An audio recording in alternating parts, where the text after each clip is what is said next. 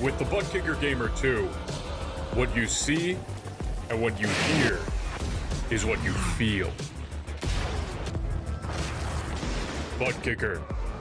The future is feeling.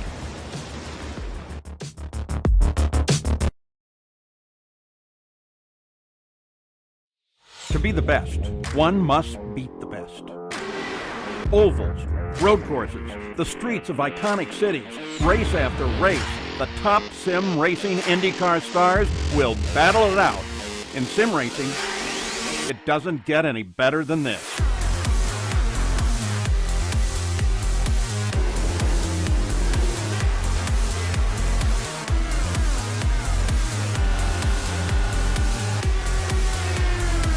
This is their battleground, for the checkered flag, for the glory, for the right to say they are the best.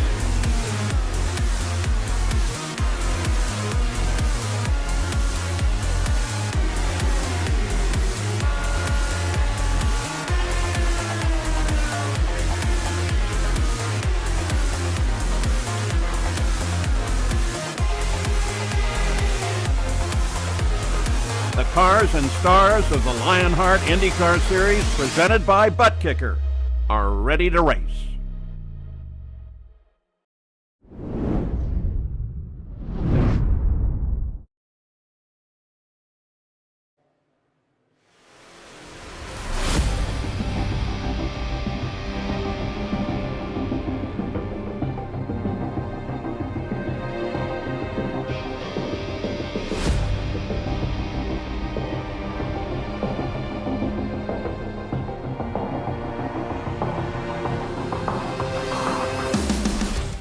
It's been a dominant season for the Lionheart King, Adam Blocker. In his quest for a fourth consecutive IndyCar title, Blocker has been challenged but asserted his position at the top with 8 wins in 14 races, including a show-stealing victory last time in the Butt Kicker US 500. With Blocker missing the next 2 races with real-world commitments in the NTT IndyCar Series, can anyone step up to fill the void? The IR-18s have touched down in the land of the rising sun. This is Motegi, and this is the HyperX Twin Ring 200. Hello, and welcome back to RaceSpot TV and coverage of the Lionheart Racing Series, powered by HyperX, makers of premier gaming gear like the legendary ultra-comfortable Cloud line of gaming headsets. Whatever you play, however you play, HyperX knows that we're all gamers. For more information on HyperX products, visit hyperxgaming.com, and don't forget to use the promo code Lionheart15, that's LIONHRT15, for 15% off all orders. My name is Arjuna Kenkipati, delighted to be joined in the RaceSpot TV commentary booth for the second time this week for Lionheart action by Justin Prince. You can follow along with live timing and scoring by heading to racespot.tv/timing, powered by our partners at ATVO. Follow along with your favorite team and drivers. TV cameras provided today by RaceSpot's own Tyler Maxson, as well as some additional car cameras. But let's dive into our Butt Kicker pre-race show. Justin, what a race we had from Michigan International Speedway last time around. It was a photo finish at the line. Adam Blocker now has 2 of the Triple Crown races to his name. Looking set for potential history if he can also win an Auto Club, but there's still a very long way to go before we get there. Still got a couple of races in the month of September here at Twin Ring Motegi, and then in 7 days' time from Iowa. The important thing is here, with Blocker trackside with Ilmore Engineering in that NTT IndyCar Series, it's a chance for Connor Harrington to try and close the championship gap. If I'm Connor Harrington, I have a star next to this race and the next one as a result, because you never know if you're going to get the opportunity to be able to get a chance for a win like there is these next 2 weeks. You make any major mistakes, it may end up costing him the championship and any chances realistically of that. But keep in mind, tonight's race could be difficult to try and score good points at, Arjuna.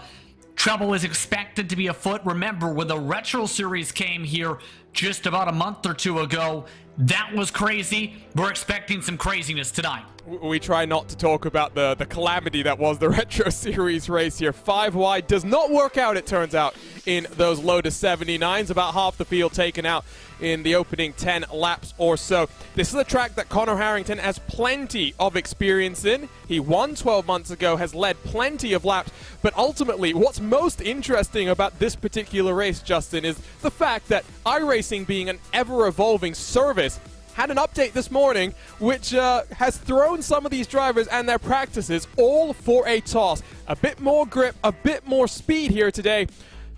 People weren't sure if there was going to be much passing at the front, but I think now with that extra grip, that extra speed that we're going to see, that means more dirty air, means everyone in the pack has to adjust to that just that little bit more. We may be in for a very entertaining race, 200 miles here in the land of the rising sun. Yeah, that's going to end up shaking things up indeed, and we were talking a little bit about that before tonight's action. Some of the lap times 6 to 8 tenths quicker than before the iRacing update, so that extra bit of grip means you're able to carry more speed, be able to have a little more on throttle time. At the same time, drivers gain a little bit more confidence when they get extra grip like that, so it's really going to shake things up in terms of who's going to have the confidence to send it around the racetrack and make some bold moves now that they have a little bit more grip to make sure it sticks. And we're racing here virtually in Twin Ring Motegi very early in the morning. It means that as we go through the race, it will heat up the track. It will make it that much more difficult to keep your tires under you, and keeping on top of your in-car adjustments is going to be crucial. Let's talk about our driver standings presented by Butt Kicker. Now, these do factor in our drop weeks, Justin. It's a long 22 race season, and you get a couple of the drop weeks, which remove your lowest points totals from each of the rounds that you don't want to have in there. And so 14 races done, 11 weeks have been counted. It's only a 100-point advantage, but because Adam Blocker has been so consistent, top fives dating back to September of last year in Chicagoland, even though he misses 2 races now, he knows that he's got the benefit of not having to rely on his drop weeks. Ultimately, it's a 2-horse fight between Blocker and Harrington, and then you have Bennett, Kinsella, Chin, and Otis in a very fun fight for third. Here's the thing with Harrington, though. While Blocker has the luxury of having a few races to have to drop with his prior commitments, Harrington doesn't really have that same luxury, Arjuna, because he's DNF'd in the 2 races that don't count for drops, and every other race has been a top 5. In other words, he has one more major race mistake, gets involved in any sort of incident, there goes a lot of opportunity right there. And in turn, you may see Bennett, Kinsella, Chin in turn have that carrot on the stick to say, we might be able to leapfrog second here over the next couple races. In other words, it's so critical for Harrington, it's so critical for Bennett, it's so critical for the rest of the pack to be able to survive these next few weeks, especially if you want a realistic chance at a top 5, let alone the championship. And of course, some strong names have shown themselves off this season. Of course, your Retro Series champion in 2020, Ryan Otis, making the transition to the IR18 and learning just how stiff the competition has been in 2021. Really, this IndyCar series has taken a major leap forward with so many strong faces, both on the road and ovals. Here's a look then at your team standings presented by HyperX, and because of some good performances in the Triple Crown double points races, the gap between Adrenaline Motorsports Red and Private Label Team Hype has come down, but Private Label Team Hype, Justin, they now have a new element. Philip Kraus, who has finished second in both of his IndyCar races so far since joining this series only a couple of weeks ago. He's not going to add to the points total. He's representing a different Private Label Team Hype organization in these standings. But what he does do is take points away from Bennett, from Kinsella, from Carey that are trying to reel in what is almost 150 points. Yeah, and at the same time, you give the counterpoint for why that's the sake of helping Private Label Team Hype is, while it may take points from our drivers, they also have extra bits of data. They have someone else in addition to help them in their stable to work with in the races to be able to sync for strategies and in turn give themselves representation up at the front. So there's a lot of thought processes in turn you have to think for Private Label Team Hype. For the rest of the groups though, it's going to be very tight, I think, for third on back the rest of the season, I will say, with some of the LPM cars, with some of the Open Tech Simulations cars being able to take some gambles, And of course, Adrenaline Motorsports Black has had some of their drivers up towards the front as of late. So we could see a bit of shuffling over the next month or two, I think, in those team standings. I don't see it staying pat, third on back, similar to what we see with the driver standings. It's going to be intriguing how it all plays out. Really looking forward to this run that we've got ahead of us into that final round at Auto Club Speedway all the way in December. Plenty of racing to go. Here's a look at your butt kicker rookie standings. Henry Bennett has managed to build a dominating 100-point advantage here. Jason Brophy very much started the season off strongly, but has had a bit of a struggle, I would say, in the recent couple of races. Not necessarily performing badly, just some bad luck, especially in that double points race last time at Michigan. Has enabled the likes of Matt Taylor, Lionel Kalisto, Mike Rasmussen, Aaron Morgan to close on up. Only about 33 points separating second through sixth positions. Be interesting to see how these guys go, because we know the likes of Taylor, Kalisto, Rasmussen, and Morgan, Justin, plenty of experience in other Lionheart competitions. Yeah, we've seen a lot of great performances in Retro Series action for Mike Rasmussen, for Morgan in particular. You can also throw Indeed Taylor into that grouping. But keep in mind, there's a lot of drivers with some momentum in those various series too. One of the main talking points throughout the campaign for the past month and a half has been Chris Fowler.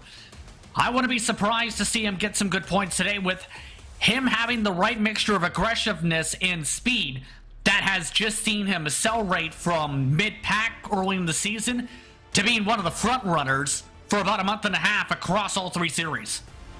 I also think Luis Gonzalez Nunez, who had a very good run this past Monday from the Pocono Mountains in the Speedway Series, might step up here today. He's had torrid luck across all his Lionheart ventures in 2021. Let's talk a bit about the Lionheart IndyCar Series with our series details presented by Minus 273, the premier name in karting gloves. Their industry-leading gloves are super lightweight and durable, made of a breathable poly spandex. Whether you're a kart or a sim racer, Minus 273 gives you the control to reach victory lane.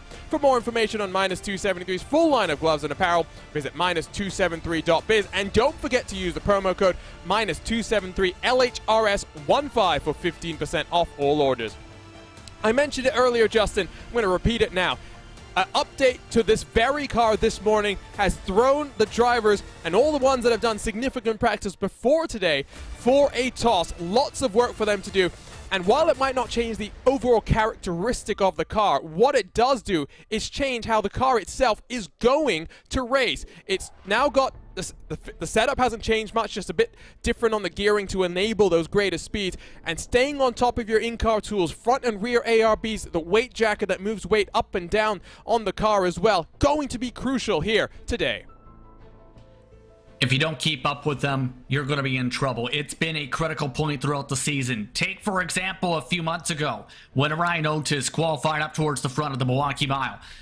When he ended up starting off that race, he ended up going too conservative on the tools, struggled to be able to regain the track position he lost in turn as a result of those adjustments.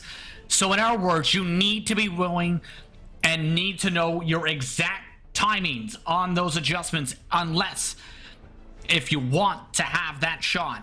In turn, though, with that differential now, with the new updates to the racetrack, that's going to really indeed shuffle about how some of the drivers may fare out and some of their approaches to this race, especially for those who may have not had the track time prior to a couple hours ago on how this new surface will feel. And so let's talk a bit about the history of Twin Ring Motegi in Lionheart competition. A third trip to this very track in 2021. All three Lionheart sanctioned competitions had visited this wonderful oval with various degrees of success. Speedway Series came here on their series opener, and like Justin mentioned, a bit of a calamity when the Retro Series came here. Only one driver has 2 previous victories at this track. Can Jason Galvin make it 3 with only 16 laps led coming into this one? A race as well that has never seen pole position make its way to HyperX victory lane. It's also a race, Justin, that's seen not many lead changes. That's back in the season 1 of the IndyCar Series with just 2. It's also not had too many cautions, only 5 a couple of years ago, with the closest finish coming 12 months ago. Look at that margin, just over 1/100th of a second. And keep in mind, with how this track can be, and especially the impact of aero wash we've seen throughout the campaign, Twin Ring Motegi in turn might be a track where if you line yourself up right on the exit of turn 3 and 4, you might be able to make that drag race run to the race lead, because that's been the case for some of these races. Strategy was also critical, keep in mind, when the Speedway Series came here to start off their campaign. You see with this track as well, much wider a little bit in 1 and 2. It's similar to Darlington in terms of shape. The banking a little bit more flatter compared to 1 and 2 in terms of how you handle it, but it's very fast down that back straightaway. Lots of big runs we've seen can come into play entering turn 3 with that tight camber. It's going to be tricky, though, to stick the bottom and make sure you get those tools adjusted to be able to exit properly if you're side by side. Track built in, opened, I should say, in 1997 with the principal focus being bring IndyCar to Japan, develop an oval racing program for the Japanese manufacturer. Its inaugural race was a kart race that Adrian Fernandez, a driver with Lionheart history, did win. It took a long time for Honda to finally take a victory here. The Lionheart himself, Dan Weldon, won in 2004. Plenty of history at this track, Justin. A track where Danica Patrick won in 2008, one of the few women to win here in the IndyCar Series. And remember the emotions from back in that time. It was a race that was a staple to the racing landscape back in that time. But today, it's the question of who can make history in Lionheart action, because Twin Ring Motegi, we expect it to be wild. These drivers will be tested with some of the updates today, and now it's the matter of who's been able to find and maximize the most amount of speed around this circuit. Those who didn't get that preparation in, you'll see them struggle a little bit probably early on. Wait for the track to grip up. Some of them, though, may say, track is cool, it's morning time, it's time to go time early on compared to when it gets hotter on that track later on this race.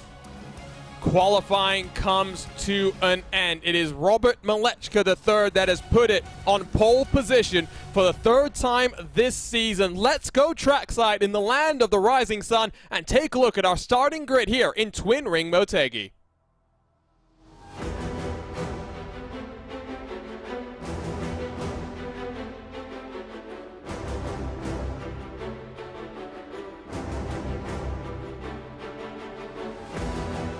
So here is your butt kicker starting grid. Malechka III victorious on Monday from Pocono. He looks to do the double in Lionheart competition with a 27.291.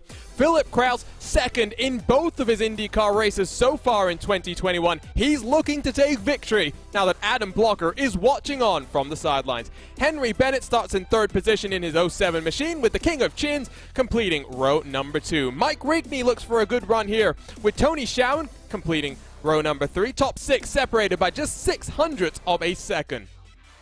Alexis Newsom has had a bit of difficulty in recent Lionheart competition history. Can she bounce back and deliver like we know she can? She line up inside of Tyler Graf. Lap times there almost identical. Jason Brophy, Aaron Morgan on the edge of the top 10 with Connor Harrington defending race winner. Plenty of work for him to do back in 11th spot. Brian Carey, the Canadian, has some new equipment by his side as he looks to try and bounce back from some technical failures of his own, with Chris Fowler, Chris Lanini 13th and 14th. Michael O'Brien, Matt Houston share row number 8 with Joe Brunch in the Coca-Cola machine inside of Paul Jenkins in the 35 Aero X racing car. Christopher has had a very busy couple of days, 3 races in 3 days for him, with James Brandt 20th, Luis Gonzalez Nunez 21st, Matt Taylor 22nd, Stefan Larkamp 23rd, and Jason Galvin, 2-time race winner here, looking to make it 3 on the season. Barrett Rolfe in the 33 car, hard charger, but qualifying continues to just elude him. You'll be inside of Adam Frazier with Brian Beard, Andrew Kinsella, row 14. Ron Hacker, Dustin Wardlow complete the top 30, with Mike Razmas, one of the first cars not to set a qualifying lap time. AJ Musselman, Ricky Harding, Scott Holmes, and Ryan Otis. Plenty of work for these cars to do from the back of the field. As always, we have a number of onboard cameras to take a look at today. Let's walk you through our featured cameras as the cars roll themselves off on pit road. First up, it's Mike Rigney, who has the Clipping That Apex onboard, your home for custom motorsports art. For more information, visit clippingthatapex.com. With the Sim Experience onboard camera, it's Christopher. Sim Experience, maker to the AccuForce Pro V2 direct drive steering system. For more information, visit simexperience.com. From the outside of the front row, Philip Kraus has a HyperX on board. Whatever you play, however you play, HyperX knows we're all gamers, and HyperX is always ready to game. And for understandable reasons, it's Tyler Graff with the Graphics Esports onboard camera. Graphics Esports, world-class design from the real world to virtual. Visit graphicsesports.com. Justin, prediction time. I was confident with Robert Malechka on Monday. I'm going to say it again. It's going to be very difficult to pass here. I think Malechka III will take his first IndyCar victory. This may seem like a boring pick, but Philip Kraus has had momentum. His first starts, second place in both of them so far. Won't be surprised to see him be a contender all night. Competition, commitment, excitement. This is Lionheart. We are in Twin Ring Motegi for 200 miles in the HyperX Twin Ring 200. Let's get green flag in the air.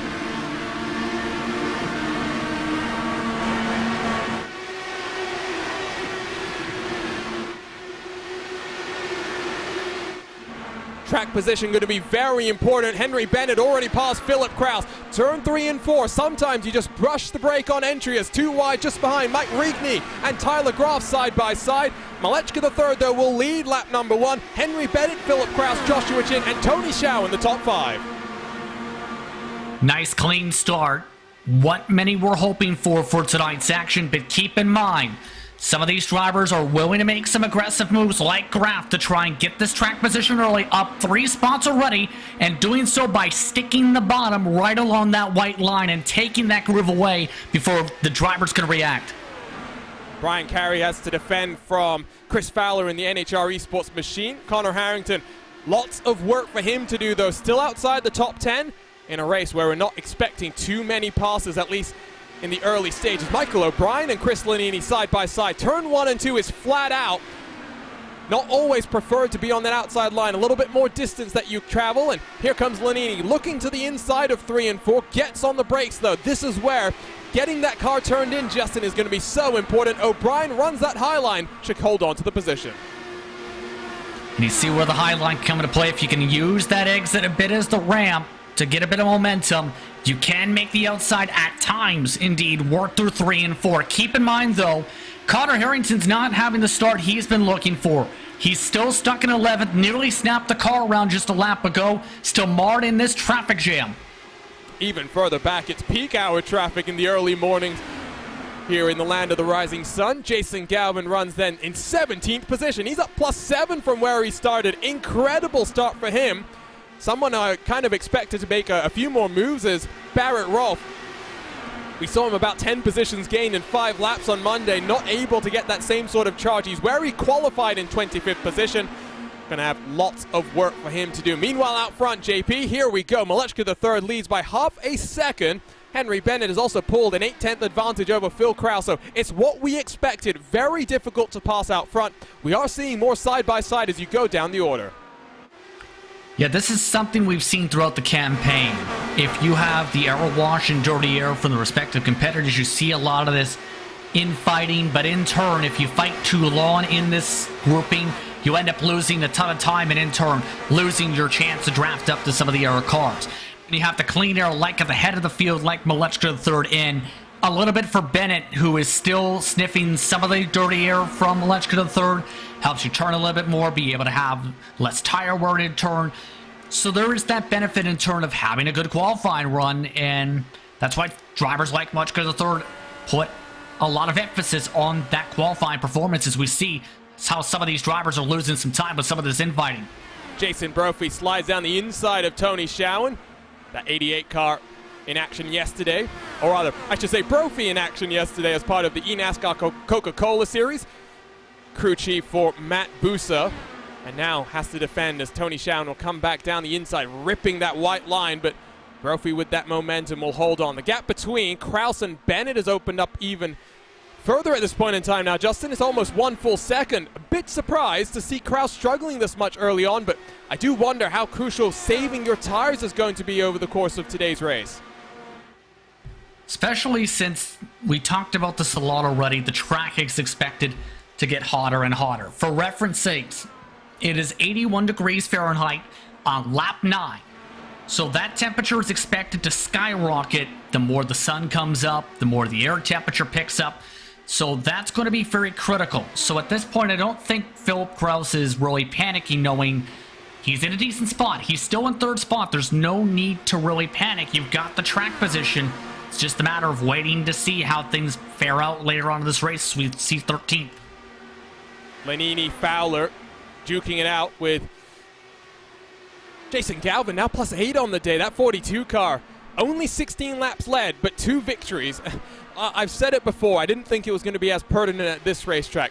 You only have to lead 1 lap, and that's the last lap of the race, but clearly Jason Galvin just understands what it takes to be fast at a track that is very different at both ends. 1 and 2 flat out, as Alexis Newsom has now gotten passed by Jason Brophy. 3 and 4, of course, slight braking down, sometimes even into third gear to get that car turned in and get the car rotated on exit at this point in time. Bennett's doing a great job. Only 6/10 away is Malechka III when the iRacing IndyCar Open Championship came here earlier this year in what was an open setup race. It was difficult, to say the very least, Justin. I mean, Jason Brophy led. He wasn't even able to get past lap traffic. That's how much difficulty he was having, as here comes Connor Harrington looking to that high line. Might open the door for the car behind. Yeah, that's Mike Rigney, believe down there, trying to make the move. Harrington just continuing to stay boxed in, but keep in mind, we've seen that at times throughout the season. If the traffic isn't friendly to you, you end up losing heaps of time. Phoenix is a great example of that, because when we've seen each of the Lionheart series go there to that track, you get within that 1 second of that aero wash and dirty air of the car in front, with that being lap traffic. Your lead can evaporate from, say, 3 seconds to 1/10 in the span of 10 laps. So it's going to be very critical to hope all the traffic goes exactly the way the race leaders need it to go if they want to maintain or try to even expand the gap throughout some of this traffic. There is a lot more space, keep in mind, compared to Phoenix, obviously. Just a little bit more space. I think that's a bit of an understatement. Barney, the flagman, has a great view of all this action going on. And a race that's only had a maximum of 5 cautions, don't necessarily think we're going to get too many caution interventions, as Brophy now attacks the back end of Tyler Graf in the -273 machine. +3 on the day right now, and you can see on the left-hand side, not just Jason Galvin making some waves in the early stages. Matt Taylor in the 16th position, also +6. Ryan Otis from the back of the field is now up to 28th spot, so he's really hustling that machine at this point in time. Interesting to see, though, someone like Joe Branch, -10 on the day, so qualifying pace doesn't always translate into the race performance, as Brophy slides through turns 3 and 4 and gets that spot away into the top 5. And we talked about this a little bit with the struggles of late for Brophy. Keep in mind, a lot of the struggle races have been tracks he usually tends to struggle towards. Road courses. He is not the best of a road course racer when it comes to Lionheart competition. But when it comes to ovals, though, that's his expertise with his work with the NASCAR Coca-Cola iRacing Series to know how to build with that respective NASCAR Cup Series package. So it's so critical in turn, that expertise, to cross over to ovals such as this. Meanwhile, we see the battles going on in the heart of the pack, getting very racy still. This is again for 20th or so, and they're still losing heaps of time with all this. They've lost a few tenths as a result of this infighting again. On board with the Synergy Motorsports car of James Brandt, that was Luis Gonzalez Nunez, who they were side by side with. Like we said, Nunez really did perform as Chris Stouffer takes advantage of that infighting. Will get on pass for 21st position. Nunez was having a great run in a caution-free affair from Pocono. Unfortunately, just contact with some lap traffic instigated not by him but Nick DeGroot, coming into the final 10 laps or so, dropped him out of the race, and from a top 5 finish found himself on the outside of the top 20. But definitely strides being made as Nunez now gets on past Paul Jenkins. Interesting to note, Justin, just how much this pack is being separated right now. You can see leaders coming out of turn 1 and 2 down that back straightaway. Last car in line, AJ Musselman, just coming across the start-finish line. Yeah, 15 seconds separating first to 35th. And keep this in mind as well. The lap times are slower at the back of the field by up to half a second right now. So a lot of these competitors are just struggling with that aero at the moment in the midst of these trains and some of this traffic, with it being some of them close together. With Malechka the third, along with Henry Bennett, they've got the space to just kick their legs out, up on a lawn chair, and stretch, try and get themselves nice and calmly around the racetrack, make sure they don't burn up the tires too much. Just maintain pace and maintain distance with one another, especially with how this race could play out. Yeah, it's a very different race if you're out front versus what we're seeing right now is the Coca-Cola machine gets checked up. Caution flies for the first time today. And oh, it's that Synergy Motorsports car for Jay Brandt, the number 15. Front wing just lying stricken on the track. So 20 laps in the books, and pretty nice run there, Justin. About halfway through the fuel window. It will be interesting to see who comes down onto pit road this time around as we turn our attention to the RaceSpot TV replay machine. Brandt down to the white line. Car doesn't... Oh, there we go. Maybe a bit too much weight jacker there. Spins out of turn 4. Noses into the wall. And some damage then for Jay Brandt to contend with. Significant front wing damage. At least going to have to change the wing, as we'll see from on board. He's elected to go 4th gear for 3 and 4. But there's that weight jacker just snaps around, and that's why you need to keep up with the changing conditions of the racetrack. You don't get the right adjustment in for the right moment, your car likely is going to snap around just like that. Keep in mind, this caution flag actually comes at a significant time of this race. Drivers were expected to have 3 pit stops throughout the day, with the latest one of the windows going about lap 117. The fuel stint's estimated to be 39 laps, so do your math. That means it's a 2-stopper from this point, but that's running more than 20 laps. It's going to be interesting. We don't necessarily think tires are going to be crucial, but here we go. The field is down onto pit road, led by your leader, Robert Malechka. Henry Bennett, Kraus, Chin, Jason Brophy complete the top 5. Now, will we see any car elect to stay out there and try and get the bonus point that you get for leading a lap? Yes, you can see left-hand side of the screen. Matt Houston, Paul Jenkins. Very, very brave. Oh, did something happen to Chris Stouffer as well during that incident, Justin? Because he's now down at the tail end of the field. Curious on that as well, because he was in a significant spot. I think, you know what, I think he had situation-wise going on. We might have to look at the tape on this. He got loose the lap before in turn 1, rode the apron the entire way around, and was just coming back on track when the caution flag came out. So he nearly wrecked this right before. Oh, that is a good look. I think Barrett Rolfe might need a change of overalls come the conclusion of this race. Just watch here as he enters turn 1. That, I think, is just symptomatic of that weight jacker. Does a great job to hold on to that car. Now the contender for save of the year in Lionheart competition. And so that's what's dropped the Indiana native to the tail of the running order. My, oh my, some great saves we saw today. Although I think maybe Stouffer, yeah, still stationary on pit lane. Might be day done for him. We'll have to wait and see, because like a number of drivers, not just racing in speedway competition yesterday, but racing last night in other IndyCar action. Matt Houston, Paul Jenkins staying out there. And I think we're going to get the one to go this time around, Justin. I believe they'll be staying out there as Stouffer does roll himself off of pit road. I'm a bit intrigued with this call. Essentially for these two, they need a caution at about 20 laps. Yeah, at about 20 laps at the very latest for this to work, because as mentioned, everyone can make it on 2 stops from here. And I'm curious how the tires hold up now with them in clean air. This is a bit of a bold call. I'm surprised both of them elected to stay out here with this, even though it gets them the track position. You're banking on someone else making a mistake and it not being you for this to work. And now we'll get that indication, Justin, of what tires are going to be like, because come the end of this race, who knows who is going to gamble? I mean, this is where you gather that data, you decide what you want to do, right? It's all just building up for those final 10 laps or so, when if a caution flies, do you decide to come down? Only these 2 cars, though, so it's going to be interesting if Malechka, if Bennett, if Kraus can get on through here. We'll come back with 24 laps in the books. Yeah, I wouldn't be surprised to see them being decently defensive now, with the dirty air going to be fed to the drivers with fresher tires. This restart going to be very informative for some of the drivers later tonight.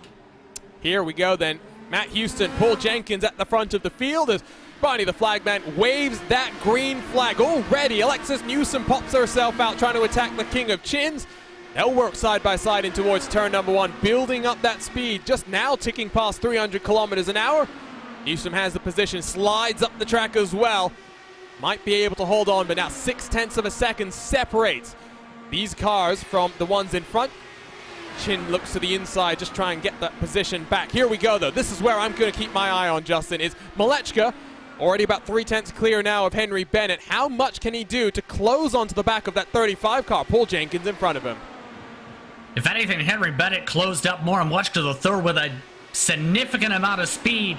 Bennett seeming like he's very confident, but just got a sniff of the air wash. I think behind him, though, Phil Krause may have tagged the wall. Krause is down behind his teammate, now down behind Newsom, so indeed some troubles for a driver that has been so strong, but Bennett powers down the inside. Bennett takes over the net race lead as Malechka, the third, drops to fourth. I don't think Malechka, the third, though, is going to make this easy. Bennett, though, has that advantage to squish on down Malechka, the third, to try and get a pole. Not going to be enough. He's going to have to do it now through turns 3 and 4. Still side by side, allowing the cars in front to build their advantage. 0.8 and counting for Paul Jenkins in front of them. Bennett powers, though, around the outside, holds on to the position. Don't know how much I'd feel confident about fighting side by side if I was these competitors at this point in time. But once more, Justin, let's take a look at the RaceSpot TV replay and see if we can pick up what happened to Phil Krause. There you can see as he shuffles his way down the track. Dirty air from both Malechka and Bennett. Keeps his foot in it and indeed knocks the wall down, and he'll be hoping not significant damage, just momentum lost for the 22 car. Yeah, that wall doesn't move very far. Let's put it that way. Significant amount of contact on the right side, and that's seen him shuffle all the way to 8th position. I'm very curious on how that affects the straight line speed, because we've seen it at Michigan, for example. You hit the wall, you're likely losing some top-end speed as a result, even if it doesn't show, like, graphical or physical damage on the side pod. Jason Galvin now up into 16th position. In front of him, Chris Lanini. Matt Taylor right behind him. And new thing we can do here on RaceSpot TV, we can take a look at your live championship points. Now, these don't include those drop weeks, so it's just adding the points totals to what we have coming into this round. So Blocker still 793 points. Connor Harrington running in 10th would only close to 63 points behind. Henry Bennett would build an advantage, while Andrew Kinsella, Joshua Chin, and Ryan Otis, no positions changed. Andrew Kinsella still mired in the mid-pack, now 24th after another car not enjoying the best of qualifying runs, Justin. Yeah, this has all turned out to be intriguing to start things off, but in regards to Kinsella, absolutely just could not get a qualifying run down, even with all the work helping prepare these cars for everyone else for tonight to make sure they were ready to go. So I wouldn't be surprised, though, to see Kinsella try and roll the strategy dice later on if it so comes to play. But if you're Harrington, based on the numbers we just seen too, and this again depends on how the drops fare out as well, you gotta hit the go button. I'm not sure where you find the go button, but you have to find it somewhere. Harrington has gone and passed his teammates, so Krause really hurting from that damage as we jump on board with Brian Carey in the 79 car.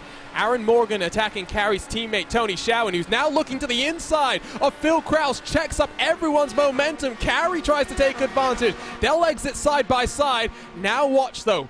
It is full throttled through turns 1 and 2, but dirty air going to be fed as they're too wide, too deep. Carey goes just a little bit higher, trying to avoid that dirty air from Krause in front of him. There's some contact. Krause just avoids the wall, slides across it very slightly. Krause now down to 15th position. And Krause definitely trying to follow that emphasis I mentioned before of trying to pinch the driver on down below you to get momentum off the corner. That didn't work out the way I think he was expecting it, because Tony Schowen started drifting up the track. And that little bit of a drift was what led to the contact. Remember, there's been history between them and some of the private label machines, Tony Schowen and company. You're referring to the road course races, right? Yes, there's been a couple of contacts this year where Schowen has been lap traffic. Krause, though, really, really hurting. He's minus 14, and if anything, looking like a top 20 would be a great way to salvage the day. He's now hoping for, just like Houston and Jenkins out front, some sort of caution to come out, allow Kraus to come down to pit road and get some of that damage repaired. Incredible how close these drivers are racing, even given the amount of dirty air that we're seeing as Brian Carey now all over the rear end of Aaron Morgan. Gaps building out front, but not as much as I might have expected. Alexis Newsom able to hang on to the tail of Jason Brophy. Alexis Newsom, Justin, really struggling recently in Lionheart competitions, and the place where she's been struggling most of all is on the entry in towards pit road. If we get green flag pit stops today, Newsom needs to execute, because she's looking like a potential top 5 finish, if not a podium, on the cards for her here. Yeah, Chicagoland comes to mind in Speedway Series competition, where every single pit stop she made, she either sped, nearly spun out, or had to get damage repaired.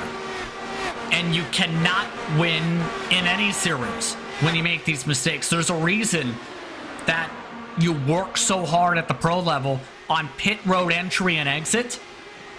And if you don't know how to execute that and know which amount of time you can really push to get to that pit entry or be able to take the access road on exit, it will leave about 5-10 seconds back in some cases. And for Alexis Newsom, those mistakes have just added on and on and on over the past few weeks. Keep this in mind. This was informed through race control to the drivers before tonight. It is driver's choice on the pit in. So in our words, that's going to be very critical of which drivers select to go through turn 3, which come off turn 4.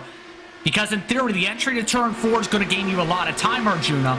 But it's also going to be a bit more risky, where you might lock up the tires compared to it being more slower on the apron through 3 and 4. And that's where communication, whether it be talking to your drivers, talking to the other drivers, communicating via body language of the car, I think that's something that a lot of people that don't race competitively on multiple sims may not understand. Communicating what your intentions are through your body language and your attitude of the car is very, very important. So be interesting to see if we get that 40-lap run, exactly what happens. Matt Houston, Paul Jenkins ticking over to lap 40 on their stint. So pit stops imminent for them as Andrew Kinsella, Barrett Rolfe, two drivers king of not qualifying well. Andrew Kinsella, part of our RaceSpot TV commentary team, when we were talking about Rolfe's struggles in qualifying this past Monday at Pocono, he was trying to claim that crown for himself, so I'm going to give it to him. Gets a great run out of turn 4 though, past the 33 of the Ascari Autosport driver, now attacks fellow Canadian Luis Gonzalez Nunez. Side by side they work. I think Nunez will hold on. And you talk about the luck of Luis Gonzalez Nunez throughout the campaign. If he had no luck, he wouldn't have any of it all, I think, as the saying goes. He has just had a nightmarish time. Every time we've seen him do well, the commentators curse either strikes, or you end up having a ton of bad luck coming into play, like we talked about with Speedway competition. Nunez has been putting it together recently, though, in terms of overall pace, compared to the start of the season, where it was a lot of driver mistakes. Now it's the trouble of getting involved with others' mistakes. If he can try and clean things up to get himself in position not to be in the mistakes of others, he'll be in a decent spot later on this season. I will say that towards the end of the campaign. And so, as pit stops will be imminent, maybe this time around for Houston and Jenkins. Old tires. What old tires, Justin? These guys have done a great job to hold on to this race lead. Does give us the indication that in the closing stages, the gamble to stay out might be worth it. They are going to be hoping and praying. They'll be doing their caution dance, because if we go green to the end, they will be in trouble. Well, the saying in this regard, and I know this one's right, is clean air is king. And that's definitely come into play to where they are running about a tenth or two slower compared to the lead times from Lutch to the third when he was up front, but they're still coming into play. Here's that pit entry coming up that I'm talking about, though. Paul Jenkins just coming in. That window is now open for the drivers who stayed out. The gamble not paying off, at least for Jenkins. So Matt Houston likely to come down this time around, I would suspect. And you are going to go a lap down here, so it's even worse. You're in the danger zone, as they like to say in IndyCar coverage. You come down, you put yourself in a situation where depending on how things work out, you end up one lap down and having to fight back from that. So take a look at the bottom right portion of your screen. You can see Paul Jenkins still yet to fully roll himself off of pit road right now. So finally gets himself up to speed. He's going to come out into the thick of the pack. He will have clean tires. Or I should say fresh tires. Also a full tank of fuel underneath him. Merges back onto the back straightaway.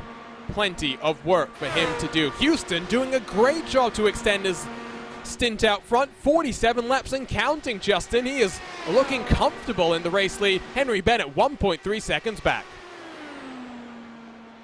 Yeah, if I'm some of these drivers, I'm taking note of this as he's indicated he'll come in this time by.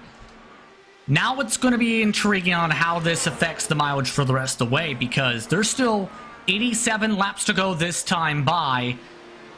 Based on the numbers mentioned before, it would still be a two-stopper, but say you try and stretch it a little bit forward towards this mark and can get an extra few laps out of the tank, that may end up being a major shuffling here. So Matt Houston, will he come out in front of Paul Jenkins, or as he goes up on the jack for fresh Firestone tires being fitted to his team race first car, drops off, and here comes your race leaders already. Look at their momentum that they've got built up at this point in time. They are halfway through the run at this point, so 26 laps and counting.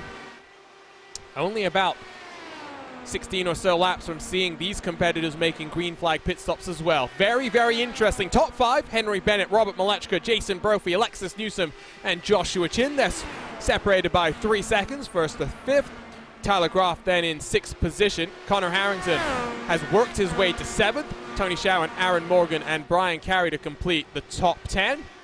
Jason Brophy, what a drive from him, Justin. He's +6 on the day right now. That 88 car sitting in a podium position.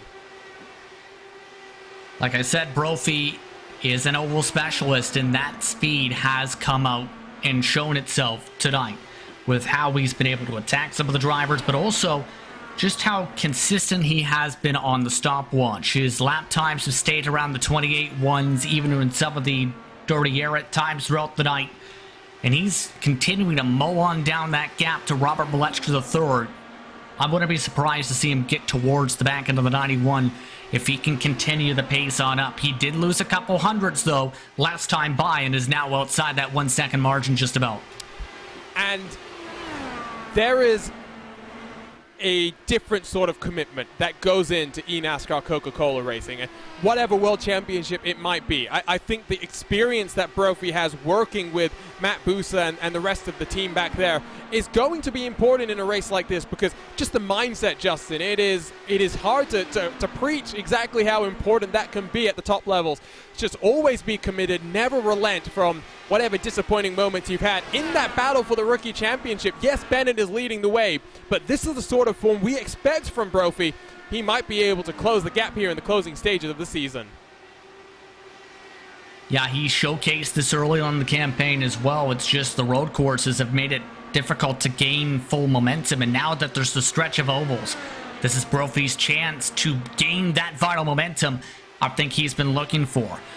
Keep in mind, when it comes to the commitment for series such as the eNASCAR Coca-Cola iRacing Series, it takes a very unique mindset in that to be one of the top drivers in that series or any pro series, even with Lionheart competition in some cases, to be able to be a winning driver, you need to treat it like it is almost a real-world job, just about. With the amount of commitment, the amount of laps you turn, the amount of knowledge, the amount of note-taking, the amount of data you have to put in, and how much, in turn, as a crew chief in that regard, you need to be able to inform your driver of properly what they need to do. You don't have that information, you're running 30th as the car's around. That's Brian Carey. Oh, and he's almost spun into the path of oncoming traffic. Very, very fortunate. This throws a wrench into the plans of Paul Jenkins and into the plans of Matt Houston. Carey, has he gotten away with damage? Looks like the suspension might be a little bit broken there. I don't think that car is going too much further. Indeed, you can see the right rear tire is not exactly properly mounted to the Dallara IR18 chassis. very much looking squat to the ground. Let's go ahead. Turn 4 has claimed another victim, so clearly the problem spot is that exit of turn 4. A cloud has come over the track as well, so just wondering if maybe not keeping on top of his tools. Take a look here, Justin. Oh! That is a lack of communication. I think he may have had some more issues under caution. Keep in mind, we talked about this. Communication is critical with the timing of this pit entry, and there wasn't really communication that came through in that case. I'm wondering if he's having technical issues once more. I did mention that Carey's been suffering from them, and Jason Galvin, who's been on a charge, well, really not much he could do in that body language of the car. Like I was mentioning before, Justin, there's not really an indication until he was slowing down. I don't think Galvin had too much time to respond there. You pit from there within a car length, you're asking for trouble. And by the way, that incident I was referring to in the live action was Carey spinning around because he lost that tire. He had to put his car on the tow truck. He couldn't get around the circuit with that damage. So day likely over for the 79. And for Matt Houston and Paul Jenkins, the strategy they just took just went bust as it becomes a tight one-stopper from here. That's right, they'll cycle to the back of the field, but they'll be in prime fuel-saving position. I mean, we didn't really talk about it, but the ability to lift and coast at this track is crucial. You don't necessarily have to ride the brake. You could potentially gain some time just lifting a bit early on that entry to turn 3. Phil Krause, I think, has potentially missed his box because he is still stationary there. The issues continue for the Appleton, Wisconsin native as cars roll themselves off of pit road.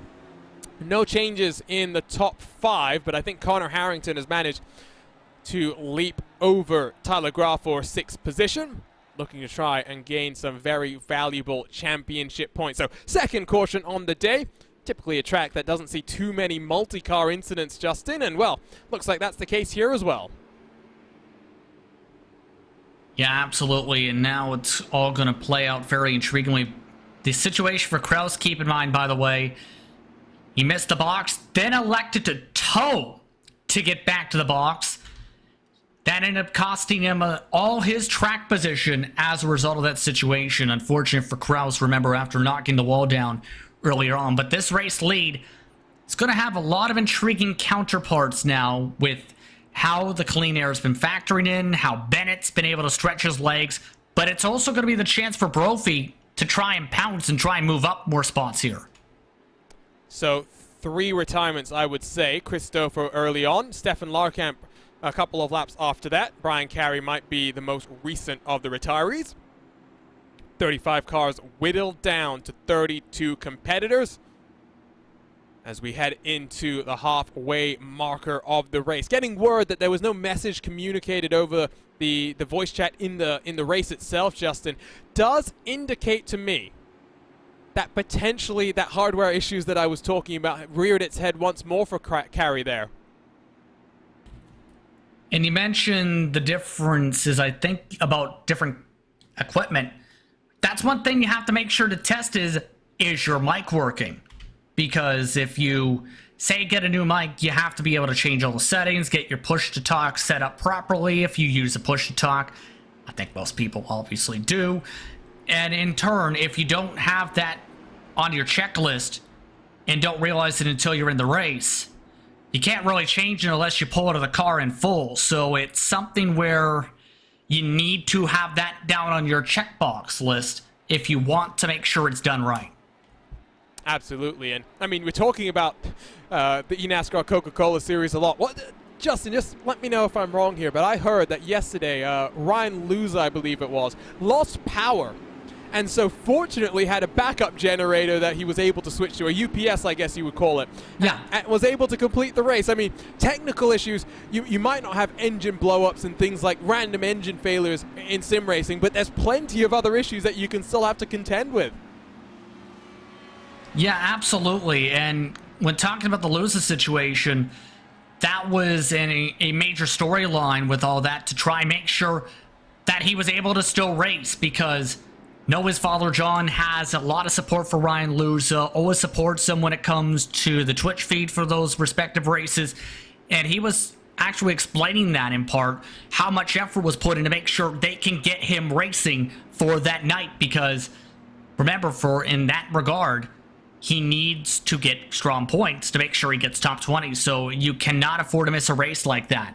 But these competitors for Lionheart competition are getting ready to get back racing in what is now looking like another good old-fashioned fuel mileage race if it stays green. And I must say, fuel mileage race on Monday at Pocono was amazing. I mean, sometimes the knock on fuel mileage races, they're not exciting, but there is tension that gets built up when you don't know who is going to be good on fuel.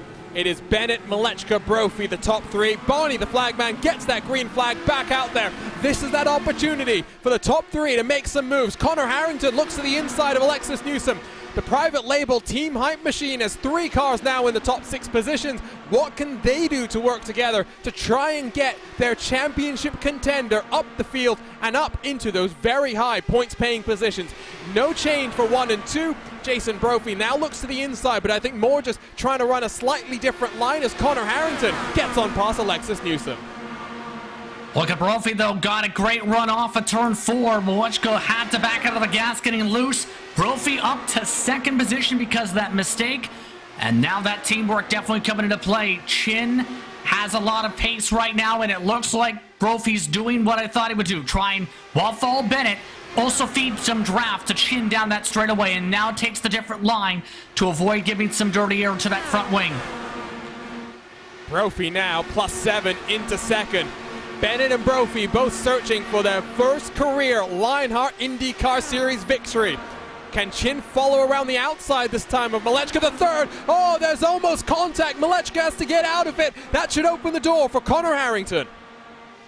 And there's Chin moving down to give some draft to Harrington down that straightaway. Exactly what Harrington needed now with that point situation. He needs more, though. I think realistically, Harrington needs to get himself to the very point of this field. And now Chin's trying to help him, but it looks like down these straights and in turn, Harrington's trying to get the clean air. So now it is Adrenaline Motorsports out front. Private label Team Hype, 2nd, 3rd, and 4th. Factory backed, still running in 5th and 6th, but Robert Malechka looking like it's going to be a lot of work for him to do the double in Lionheart competition this very week. Let's take a look then at those live points numbers. Gap will have come down to 50 points, but of course doesn't completely factor in those drop weeks. Henry Bennett has built up a bit of an advantage then over the likes of Kinsella, Chin, and Otis. It'll be interesting to see what the gap is to Jason Brophy in that fight. Here comes Connor Harrington, full of momentum, full of confidence. And speaking of confidence, here comes Jason Galvin, +15, Justin, now into the top 10. Having that contact doesn't seem to really hamper him right now from that 2nd caution flag. He just seems like he's got the mantra of stick to the bottom, everything will work out. Stick to the bottom, the pace will come to me. Stick to the bottom, I'll make passes. And he's been able to do all sorts of passes, it seems, throughout the night. Also been able to gain some time on pit road. So Galvin has been executing very well. Now here's the tough margin. Can he get around Morgan, Graff and company to then see if he can close up the deficit to that top 6? Taylor is +11, but Andrew Kinsella +15. Biggest mover, not Barrett Rolfe like we've become accustomed to here at Lionheart competition. Instead, it is Mike Rasmas in that 68. A driver fighting for the Lionheart Retro Series Championship as Andrew Kinsella puts himself into contention for the biggest mover on the day, looking now to get past the 00 of Mike Rigney. Let's talk then about our sim experience driver profile. We've got one that we're going to talk about here being a driver, then we've got some second track stats that we're going to talk about as well. Jason Galvin, 127 starts, 49 top 10 finishes, 26 top 5s. Started back in season 3 at Homestead, Miami. First victory came at this very track just a year later. Who can forget, Justin, the emotional victory that Galvin had at Phoenix this very year? He's not really had the best of luck. He's also missed a number of races, but always quick, always competitive on the ovals. Absolutely. You, as a fan and even as announcers here, have to give him credit. He does a lot of broadcast work, keep in mind, across North America as well when it comes to racing. And you see that love of racing come out whenever he's at the racetrack, especially when it comes to Lionheart competition. He is someone that is very clean when it comes to his lot of moves. He can get very emotional at moments, of course, but you can tell the passion is there for every single lap to try and complete every lap and put himself in contention for a race win. And so now let's talk a bit about this track itself, because, well, a number of the drivers were a bit concerned yesterday in the aftermath of some of the practice races, as Kinsella now comes under attack from Matt Taylor, 2 drivers up double-digit positions. 11 total starts in Lionheart competitions here in Japan, 48 total cautions, total for 144 different caution laps. I'm sure there's plenty of commentators' curses being thrown into the mix there. And you mentioned that race, the Retro Series race that we had earlier in 2021, Justin. 7 cars finished on the lead lap. When I was watching that race, my thoughts were, is this real? How do we have 7 cars on the lead lap? My goodness, why did we go 5 wide for the race lead down the backstretch on lap, and we're not even at lap 20 yet? Yes. That's a conversation for another time on why that doesn't make sense to go 5 wide on lap 20. But for the Retro Series race, it was almost similar to that of almost Indianapolis in that regard when it comes to those cars. Like a super speedway almost of sorts, where you can take it 2 to 3 wide if you're bold to do so, which everyone seemed to be very bold to do so. Today, a bit more calmer.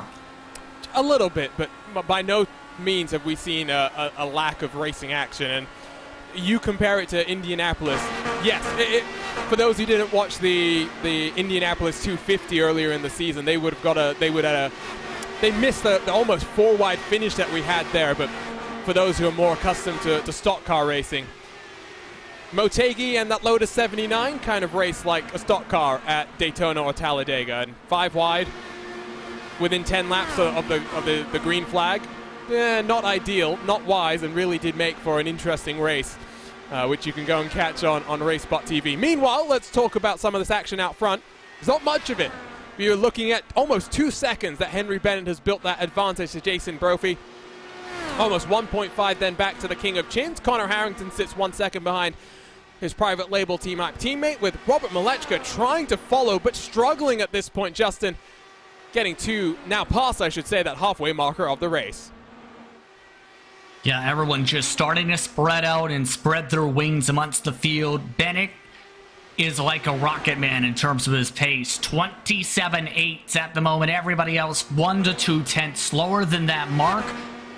And wow, this has helped get them some clean air for once among another.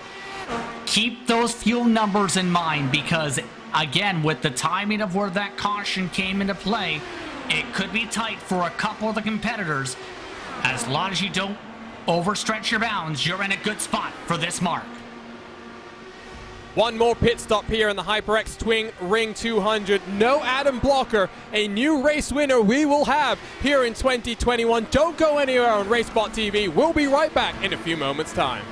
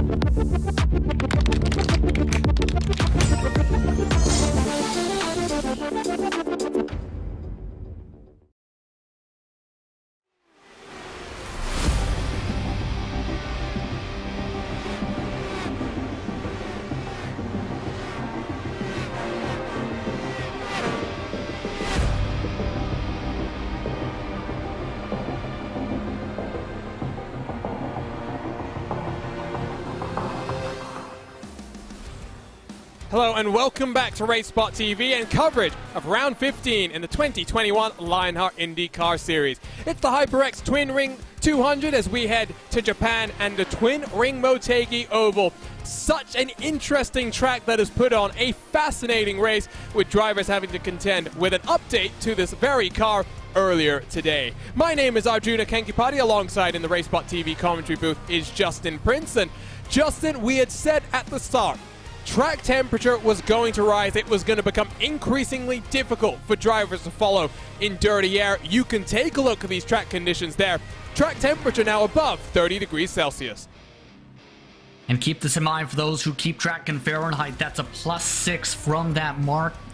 We started in the high 20s in regards to Celsius, so those temperatures continue to pick up as the in-sim time approaches 8 a.m. here at Twin Ring Motegi. In turn, we've seen those hotter track conditions mean drivers struggling a little bit more to keep that power down and some of the aero wash coming into play. And now this is to where it could be crunch time for some drivers, while others crunch their right side pods into the wall there. Did Kinsella just get away with that one, or did he just knock down the wall out of turn 2 there? I can't tell if he brushed it or knocked a hole in the side pod. At the very least, I believe he might have cracked it. Can't really tell from there. Let's see if we can take a look from Matt Taylor's viewpoint. Side pod looks okay for the time being. We'll have to wait and see. Right behind these guys, some side-by-side action. Mike Rigney, Mike Rasmas dueling it out for what is 13th position out on track. And a race that has seen no lack of passing opportunities, and some drivers able to take more advantage than others. Connor Harrington has worked his way up the field, knowing that his main championship rival sits watching on from the sidelines. You can take a look at that point situation now, looking at a 51-point deficit, not factoring in the drop weeks. Still potential, though, for the defending race winner in that 44 car to work his way up the field, with green flag pit stops only 10 laps away at this point in time. Jason Galvin, two-time race winner here, only 16 laps led coming into this one, and still only 16 laps led given where he qualified, plus 15 into 9th, while Rasmas in that 68 car, biggest mover on the day, and someone who I think is going to be quite frustrated with how things have gone, Justin, is Ryan Otis here in the 95 car. The Retro Series champion has managed to take advantage of some mishaps, take some advantage of some passing opportunities, but still only sits in 21st position. Yeah, he has only been able, for the most part, been able to take advantage of the attrition, and that's been his main sticking point for a lot of these positions. For Otis, you definitely feel for him, because he's had the pace in a lot of the races, 9 top 10s in the campaign, 6 top 5s, but tonight, it just hasn't been there. No qualifying time being put in for various reasons, and now he's serving the punishment for it at a track that's been difficult to get the job done after about 15-20 laps on the tires. We've seen the effects of that, and in turn, he's been really impacted and hampered by that as we see some of the other drivers continue to shuffle about amongst the mid-pack. That's Barrett Rolfe, who's going to try and slide his way up the track, but O'Brien doesn't allow him that opportunity. Rolfe usually is a great opportunistic driver, able to take advantage, work his way through the field, but has struggled early on as the caution's out once more. This changes everything. And who is it that has come to a stop? That's Jason Galvin in the 42 car. And turn 4 has claimed another victim, and this time it might have been the split part of, I think, weight jacker and possibly just snapping it loose. Like the second he snapped loose out of turn 4, his car overcorrected hard into the wall to the outside. Hardest impact by anyone all day today. So let's ride on board with the thumbs up, cancer down machine. And there you can see, little snap of oversteer, not much he could do. And I tell you what, good job to keep that thing up the track. As, oh, Michael O'Brien has to slow down. Not sure he really would have enjoyed that experience. Let's take a look at it once more. Getting very low down and arcing himself into the corner. Smacks the wall down. I tell you what, let's try and get a look on board with Andrew Kinsella there, because he had a great view of that stricken car in front of him. Yeah, you're going to see a great angle of this right here because Kinsella, he's taking this line to get some clean air to the front wing, try and be able to rotate a little bit better. Plus, he's side by side. And then side by side backs off just enough for him to be able to arc it on down without any incident. Kinsella gets by cleanly. And, oh, by the way, remember the thoughts of fuel mileage race? That drumbeat just intensified by 5 times. And it's really a fuel mileage. There's nothing else now. We'll get back to the action. We've got 41 to go, so maybe a slight amount of fuel saving that we'll see some of the drivers needing to do. For example, Henry Bennett, who has been running at the front, sometimes maybe having to just bump that car down into a slightly alternate fuel map. Who's going to win the race off of pit road? Can Jason Brophy steal it? No, he doesn't. But Connor Harrington has leapfrogged his teammate, so Joshua Chin will now sit in 5th position. Harrington, 4th. Philip Kraus did stay out there, but I would suspect has to come down this time around to get some fuel in that car because he's 34 laps and counting, Justin. He was running in the 20s before the time of the caution flag after his incident with the wall, having to tow after being in the pit box ahead of him, and in turn getting some of the damage in theory repaired. Here's the thing.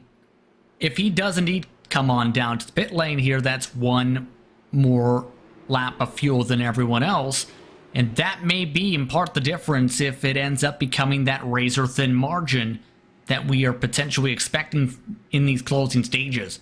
But remember this, the drivers who stayed out early in the race could push it as hard as 47 laps on their initial stints. Did include the one caution that we had, so...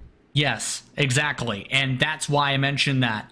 So there is that chance a lot of the drivers may have to save a touch bit, but it's not as difficult, say, of if the caution came out 2 laps earlier, then right. I think there'd be a massive panic. Gotcha.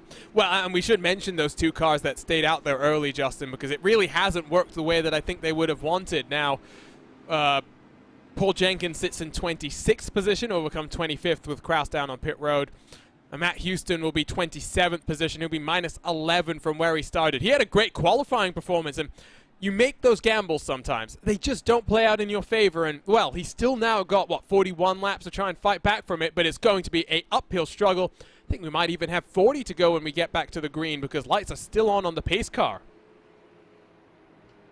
Yeah, I believe that's because Jason Galvin in particular, since that would in theory have a car lap down either way.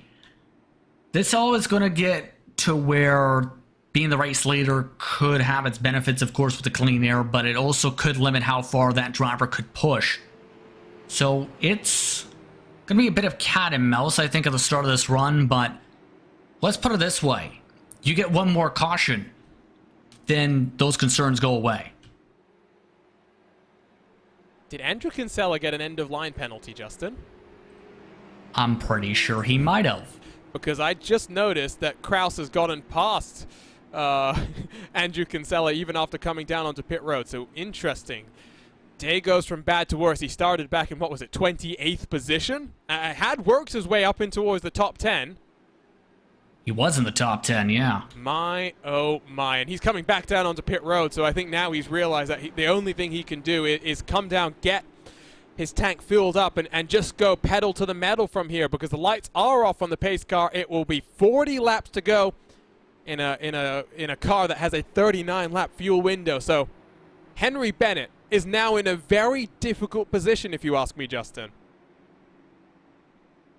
Yeah, this could be tricky depending on how quick he ends up trying to launch off in a way and try and break the draft of the others, because if he goes too hard, he puts himself in a fuel concern. If he's able to find that right balance, then I think you don't panic too much, but keep in mind you burn more fuel by being in that clean air compared to, say, being in the draft of some of the other cars. So that's definitely going to be a thought process here if I'm Henry Bennett. Do you want to keep the race lead, or do you want to try and make sure you get that gas for sure to the end? You have to find that balance and know how to save that fuel in turn. And the lesson that we learned early on is tires do not matter. So if we get a caution, you know No one is coming down. Henry Bennett is playing this very, very interestingly. Usually you'd run all the way up on the outside of the wall to make sure no one can pass you. But here we go. 40 laps to go in the HyperX Twin Ring 200. It is a private label Team Hype, second, third, and fourth. What can they do to help their championship contender work his way out front? For the time being, not much help at all. Here comes Joshua Tin to the inside. Yeah, they look like they're trying to race for as best a position they can right now and then settle it on down. Chin definitely not making it easy for Harrington at all. If anything, that's going to cost him a little bit of time, but that's scrapping. Bennett, by the way, leading nearly by 6/10 at the stripe. He's ran away. Now can he build that buffer up and pull away? Harrington under pressure from your pole sitter. Malechka the third. Almost contact between the two of them. Harrington will defend the inside line, but we've seen on occasion that momentum you build up on the outside can just work. It will afford Malechka the over-under, just a little bit too far behind for the time being. Nothing doing there. Some more fighting back in the pack as they exit turn 4 side by side. That's Chris Fowler inside of Mike Rasmus. Two drivers that have been duking it out in the Lionheart Retro Series. Now switching from the Lotus 79 to the IR18. Matt Taylor sends it around the outside in the Altentec NHR Esports car and give Taylor 11th position. We talked about this in the Speedway Series. When the track rubbers up, that's Matt Taylor's time. The track is rubbered up. It's not as green as it was before where it had no rubber. And in turn, Taylor's been able to take advantage of that, and now he's in towards his comfort zone. Even though the track is hotter, that rubber helps your car a little bit more in terms of the consistency on your lap times and how you, in turn, make your way around the racetrack. And it's also something that can impact how the lines play out around this circuit. Oh, here we go. This is crucial. Connor Harrington, can he hold off the charge of the pole sitter? Malechka side by side for 4th position as they work their way through the flat out turn 1 and 2. I think Malechka just gets a little bit squirrely, has to give up some momentum, gives up the challenge for 4th place. Out front, 1.2 seconds clear, is Henry Bennett, searching for his first Lionheart IndyCar Series victory. 36 laps for him to hold on. Some fuel saving might be on the agenda as teammates side by side. Look at Aaron Morgan trying to get on past Tyler Graff. This is one of Tyler Graff's best races all season in all Lionheart competition. We'll say Morgan had a very solid race as well after some of the very bad luck he had at Michigan with some of the incidents. So it's been a very nice day for some of those LPM machines and how they've been able to play out. We talked about that for the team standings. They're positioning themselves very well for that, to be able to gain that momentum for the next couple weeks. Morgan gets a good run off of turn 4. I don't think Graff is as comfortable at that end of the racetrack as the 48 machine, who will look back down to the inside. Rule number 1 in racing, do not hit your teammate. And when it comes as well to drivers fighting it out in the championship, Morgan looking at potentially a top 10 finish. Of course, the team championship as well on the cards. Potential battle for 3rd. That graphics LPM is mixed up in. Do not think these drivers want to come to blows as Rasmus now attacks Matt Taylor, who has gotten on past. You said Taylor just comes alive when that rubber builds on in. I think he just becomes so much more comfortable with himself as well, and I think that's so important in a race like this where everyone's on that same setup and it's all about your confidence. Yes, you have the front and rear ARBs, that weight jacket that will come into play, but how you use them is just as important as when you use them. As here we go, it's O'Brien side by side with Rigney, Joe Branch in the popcorn seat. Now that's a great fight amongst these competitors. Rigney's been trying to get this job done, it seems, since the past couple restarts. But it's just not been any bueno at that point, as Joe Branch trying to take advantage of that in his Coca-Cola machine. No bueno on that one either. But keep in mind, that's the difficulty when it gets hotter and hotter too. You lose that grip. That grip continues to go away and away and away. As Barrett Rolfe says, it's time to go forward on my march. He's trying to get him to the top 15, which I don't think he'd be thrilled by, but definitely would be better. We talked to him on Monday, didn't we, Justin, and asked him about that qualifying. It's just something that it's very different, qualifying versus race. Sometimes you just don't put the preparation in, and working by yourself doesn't necessarily lend itself nicely, because with those in-car adjustments, you can do some interesting things to build up some speed, as I heard a car going into the wall back in the pack. Oh, I think there's a car slow on the track. Yes, a couple, and that's going to shake things up. That changes everything. Ron Hacker, I think, is that car that has brought out the caution. The 21 machine straight down onto pit road. Everyone is good on fuel from here on out. The thing is, it didn't start directly with him. Ryan Otis, we mentioned his struggles, slammed the wall in front of him. And then in turn, when he seen him, he just snapped around hard to the inside. And because, though, it was Hacker who stopped on the racetrack to be able to get the tow, that's your trigger. Here's what happened to Otis. This was side by side in front. Oh! There goes the weight jacker, a bit of oversteer, bye-bye. Not for the first time. Kinsella's had a moment there, watching some chaos unfold in front of him. Let's take a look at the onboard first. With your defending Lionheart Retro Series champion, there you go. Quick hands, but not quick enough for the 95 car, and around she goes. You can see some significant damage to the Synergy Motorsport silver car. Here's the view from Hacker's perspective, who I don't know if he's responding necessarily to the incident in front. It just sounds like he had the throttle pinned to the floor, and it turned around on him there, JP. I mean, having the foot for the throttle pushed down like that, especially when you see a car spinning like that, kinda is not the best situation, because here's one of the trends when it comes to iRacing when you think about it. You have a car that gets a little bit loose in front of you, the car behind gets a lot loose, and the car behind that gets very, very loose, and then everything else goes okay. So that can really shuffle things in terms of how the car feels when you get a car loose like we've seen with Otis, and I think it almost spelled back towards that mark. By the way, 21st on back elected to come down and take tires here after only 15 laps total on that run. I don't mind this call for some of these contenders, because deeper in the pack, I think the tires will make more of a difference, especially in the amount of dirty air that we're dealing with here. I think out front we saw clearly not a big factor. I think back here, going to be more important. It will be Barrett Rolfe, Adam Frazier, Brian Beard, Andrew Kinsella, and Dustin Wardlow, the first 5 cars rolling out with the fresh tires. The last 5 on the older tires will be Chris Lanini, Luis Gonzalez Nunez, Matt Houston, AJ Musselman, and Paul Jenkins.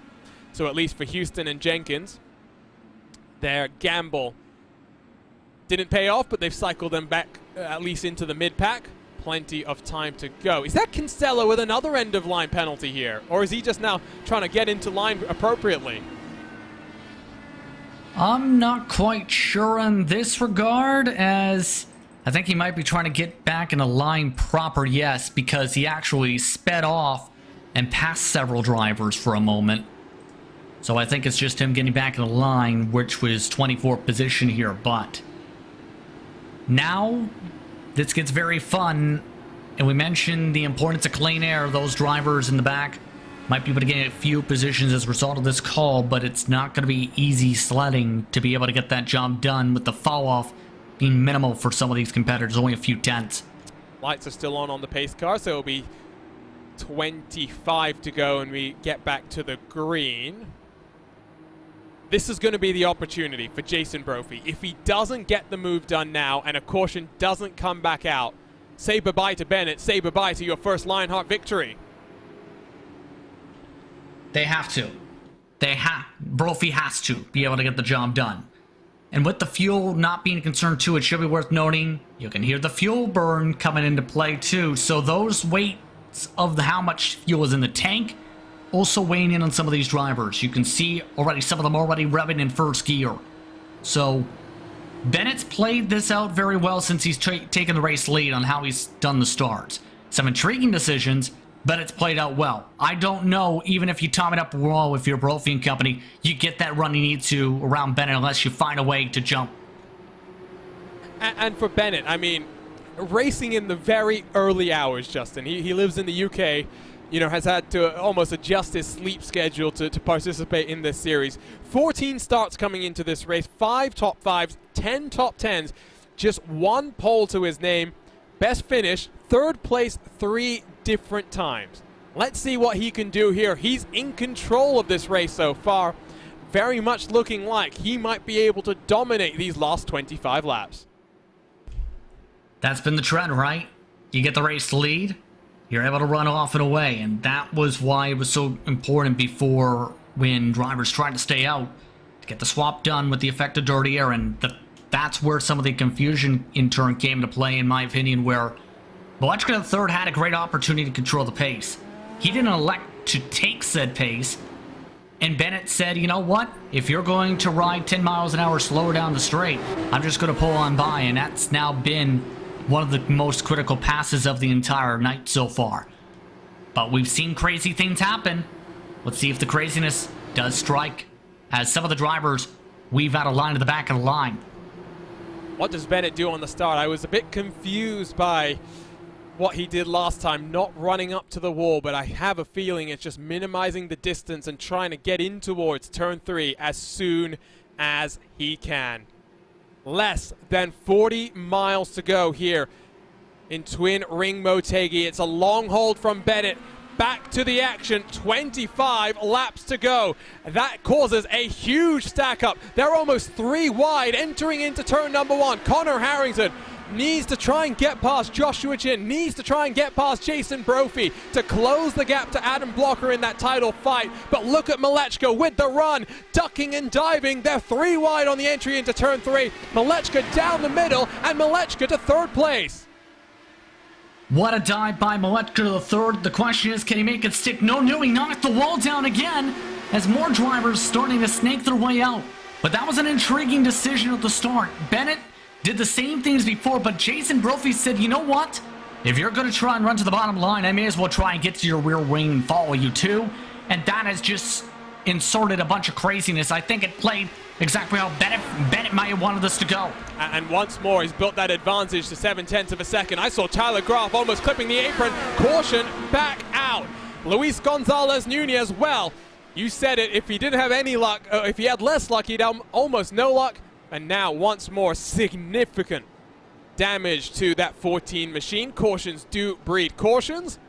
Let's turn our attention to what happened here between Nunez and, I believe it's Chris Lanini in the 92 car. There is the yellow, orange, and black machine.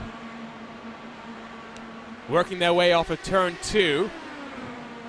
Lanini gets a great run down into turn 3. And oh, that's an interesting one. It didn't look like Nunez got that car turned in time, Justin. Yeah, it just looked like he struggled on turn in with the aero wash in the tires tracks of Rigney. Here's the particular look. Yeah, it just plowed on him massively. So, season goes. The luck for the season, I guess, goes the same way. Let's take a look one more time at what happened here. You just get the briefest of looks as we'll cut back to live and cut back to what will be, now I believe, a 20-lap shootout here. Cautions breed cautions, and we've already tied the most cautions that we've had in an IndyCar race here at Motegi. That goes back to season 7. Adam Blocker victorious then.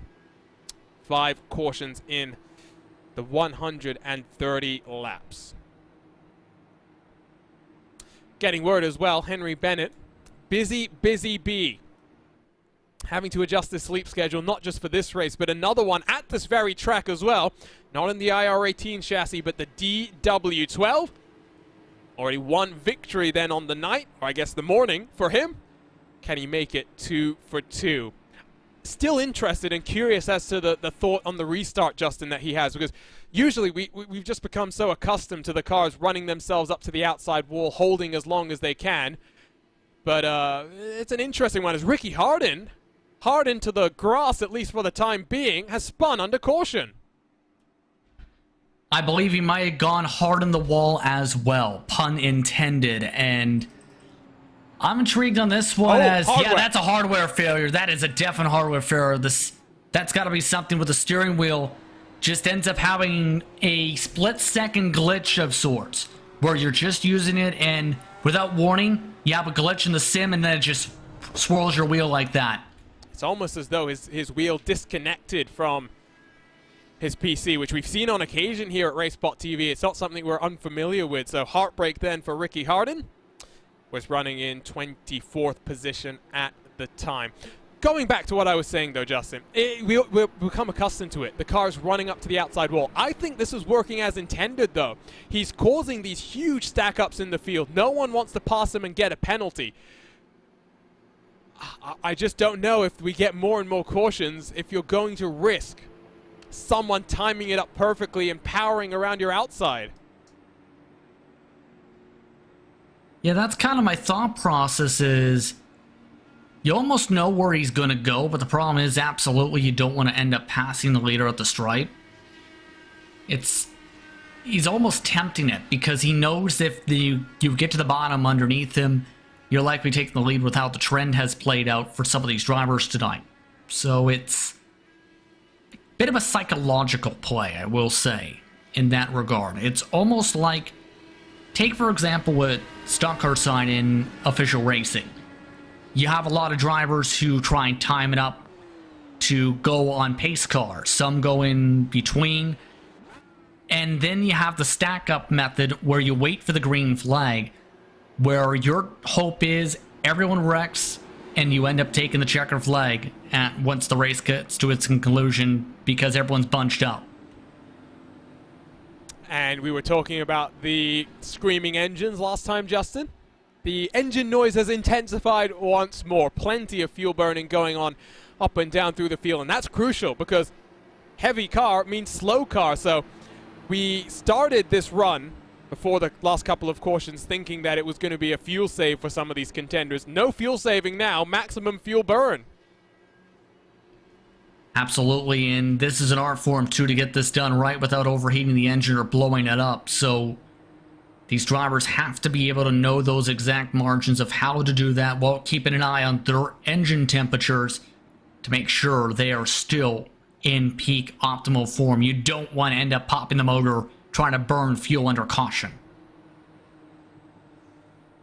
So here we go. It will be back to the green this time around.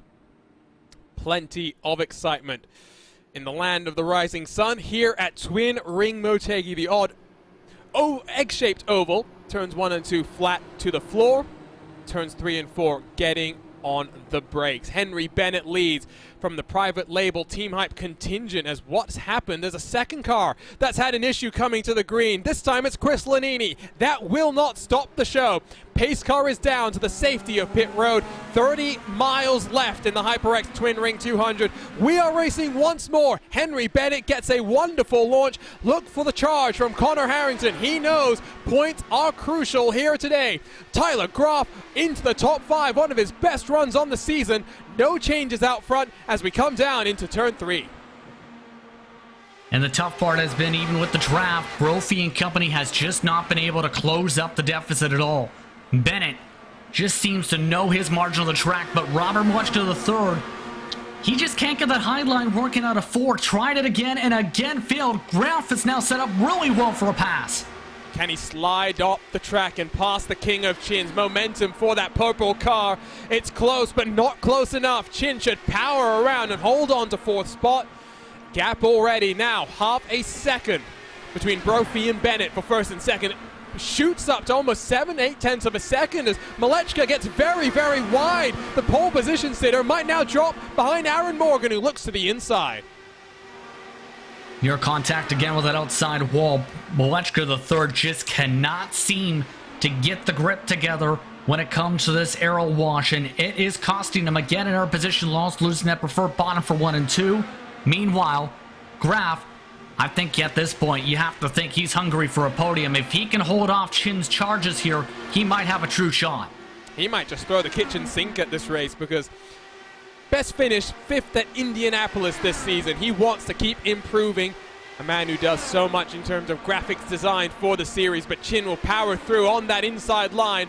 Gap between these cars and the group in front now up to 7 tenths of a second, so a little bit of clean air to be worked by these contenders as they go side by side.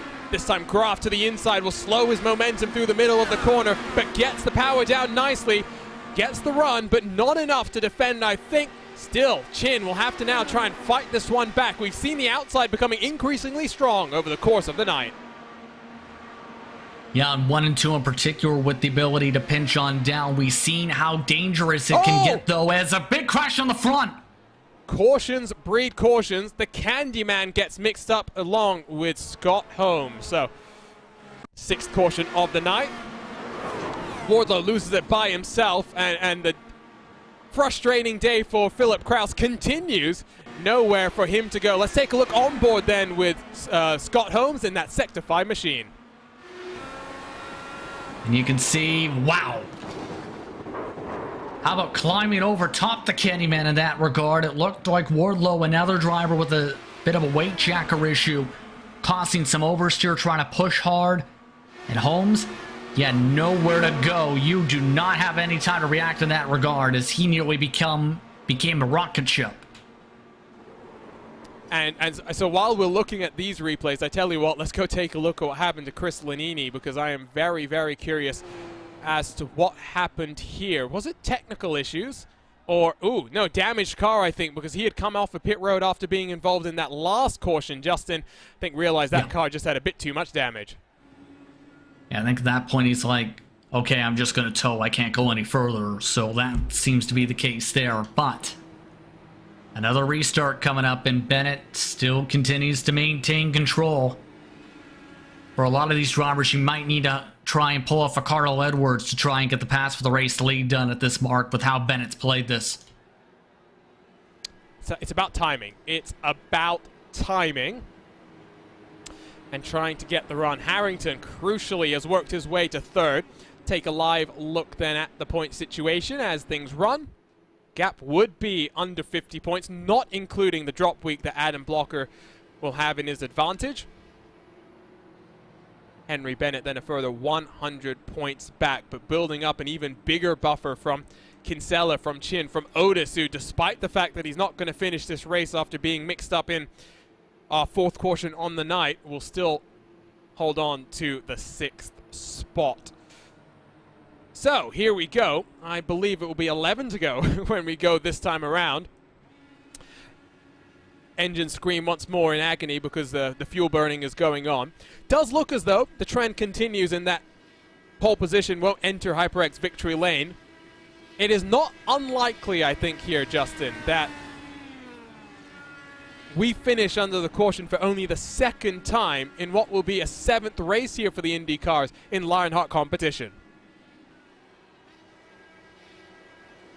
I mean, we are starting to lose more and more cars due to attrition. I will say that, but I think there's a decent amount of confidence. If you get enough lap stretch together, you can at least try and run this green. The difficult part is a lot of these drivers have tires going through various heat cycles. I think that's definitely going to be a bit of a factor for how this is going to go.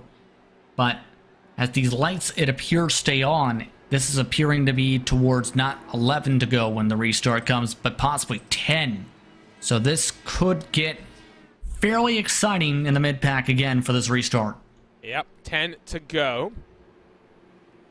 I've heard from some of our competitors, by the way, Justin. I think Phil Kraus might be done for the night after that latest incident. And he said that he didn't finish 2nd, because of course 2 races, 2 second-place finishes behind Adam Blocker. He considers this a win. I don't necessarily see that logic, but at the very least I can understand his frustration as to how the night has gone. He technically beat Adam Blocker. That's true. Technically, he does beat Adam Blocker, so I guess you could put that to him. Robert Malechka, who started on pole, now sits in 7th, has also said he hates this track. Well, I mean, with Malechka the third continuing to slide on back, I can see that feeling and sentiment, especially since that 2nd groove has not been working for him at all in 3 and 4, so it's just not been Malechka the third's night at this rate, with the track getting hotter and the rubber. It almost looked like he was better with the greener track. Yeah, I was going to say, he was a bit more comfortable, I think, early on. Let's see what he can do. Of course, this track not really hosted much racing recently as the lights go off, so it will be 10 to go when we go racing next time around. We did mention at the start, opened in 1997. In 1998, Kart came here for a 300-mile race, won by Adrian Fernandez, a driver with some Lionheart heritage. When Honda first took a victory at this track, the track that they built with the intention of bringing oval racing to Japan. It took till 2004, so 7 years on from its opening, and the Lionheart himself, Dan Weldon, did take that victory. Then in 2008, Danica Patrick became the first woman to win an IndyCar race, beating the 4-time Indy 500 winner, the ever-popular Helio Castro-Neves, for what was her first and only IndyCar win. So here we go. It is just over 15 miles. We've had 6 cautions so far today. Would not be surprised if we get a couple more before we decide our winner in the HyperX Twin Ring 200. Henry Bennett has controlled the later stages of this race. Can he control another restart? The pace car's down. Green flag is out. Already the King of Chins trying to get that position back on Tyler Groff as they're almost 3 wide coming across the start-finish line further back. Groff on the inside has some dirty air to contend with. What can Connor Harrington do, Justin, to get on past Jason Brophy? Well, he's going to need to time this up to be able to get along side by side from what we've seen throughout the night. Here's the attempt to try and get that run. Just cannot get fully along tire to tire, and Brophy is not making this look easy. I think there's a chance, though, he tries to go for a bold send if it comes down to it, even with it being a teammate at this rate. He's trying to get that ramp here. On board with the 44 car, he's having to lift out of the throttle. That's going to check him up. Does it feed him into the path of his teammate? The King of Chin's going to be very, very nice and not be too aggressive. Some action further back. It's Alexis Newsom and Tony Schowen side by side, at least for a moment. Newsom now defends from Chris Fowler in the number 20 car. Single file across the start-finish line. Those track temperatures have continued to climb, Justin. It is now a very warm track here in Twin Ring Motegi. We started at, 6 o'clock in the morning? It's now 8:30 in the virtual track. Those keeping track in Fahrenheit. It's gone up 11 as one car head on. Jay Brandt brings out the caution. My word, that was a high-speed impact straight into the inside retaining wall. And for the 7th time today, the caution is out. It means we will have one more chance at getting this race to a checkered flag under green. And let's take a look now on board with the Synergy Motorsports black car. He's running up in the line. What's going to happen here? Just up the track he goes, knocks down the outside wall, slams into the inside wall, and we end up under caution once more. That was at 140 miles an hour, the impact to the inside wall. Just the second he ended up taking it outside, that car was gone. And the intriguing part is, even with him pushing up, it almost looked like he didn't even lift until he realized in only half a second before, oh man, I'm about to smash this wall down like it's not there. One more chance. And that is up and down through the field. One more chance before we see this race ending under caution for only the 2nd time in 7 visits in the Lionheart IndyCar Series. Take a look at the left side, Justin. Look at some of these movers. Plus 14 for Matt Taylor. Plus 22 for Mike Rasmussen. Then you've got the muscle man who's plus 16. Very impressive drive for him after starting at the tail end, not setting a qualifying lap time. Andrew Kinsella has recovered after what we think was an end-of-line penalty. He's now sitting in 18th position, plus 10 on the day. We started with 35 cars. We're down to just 22 on the leading lap. Do have 3 extra cars still out there and circulating, trying to get what they may from this race. At this point, one of those drivers you can put a star next to is Ron Hacker. Remember his incident, Arjuna? He kept on going despite losing several laps, and he's been able to gain several positions because of all the errors crashing. Luis Gonzalez Nunez, he got involved in that big incident before, 7 laps down.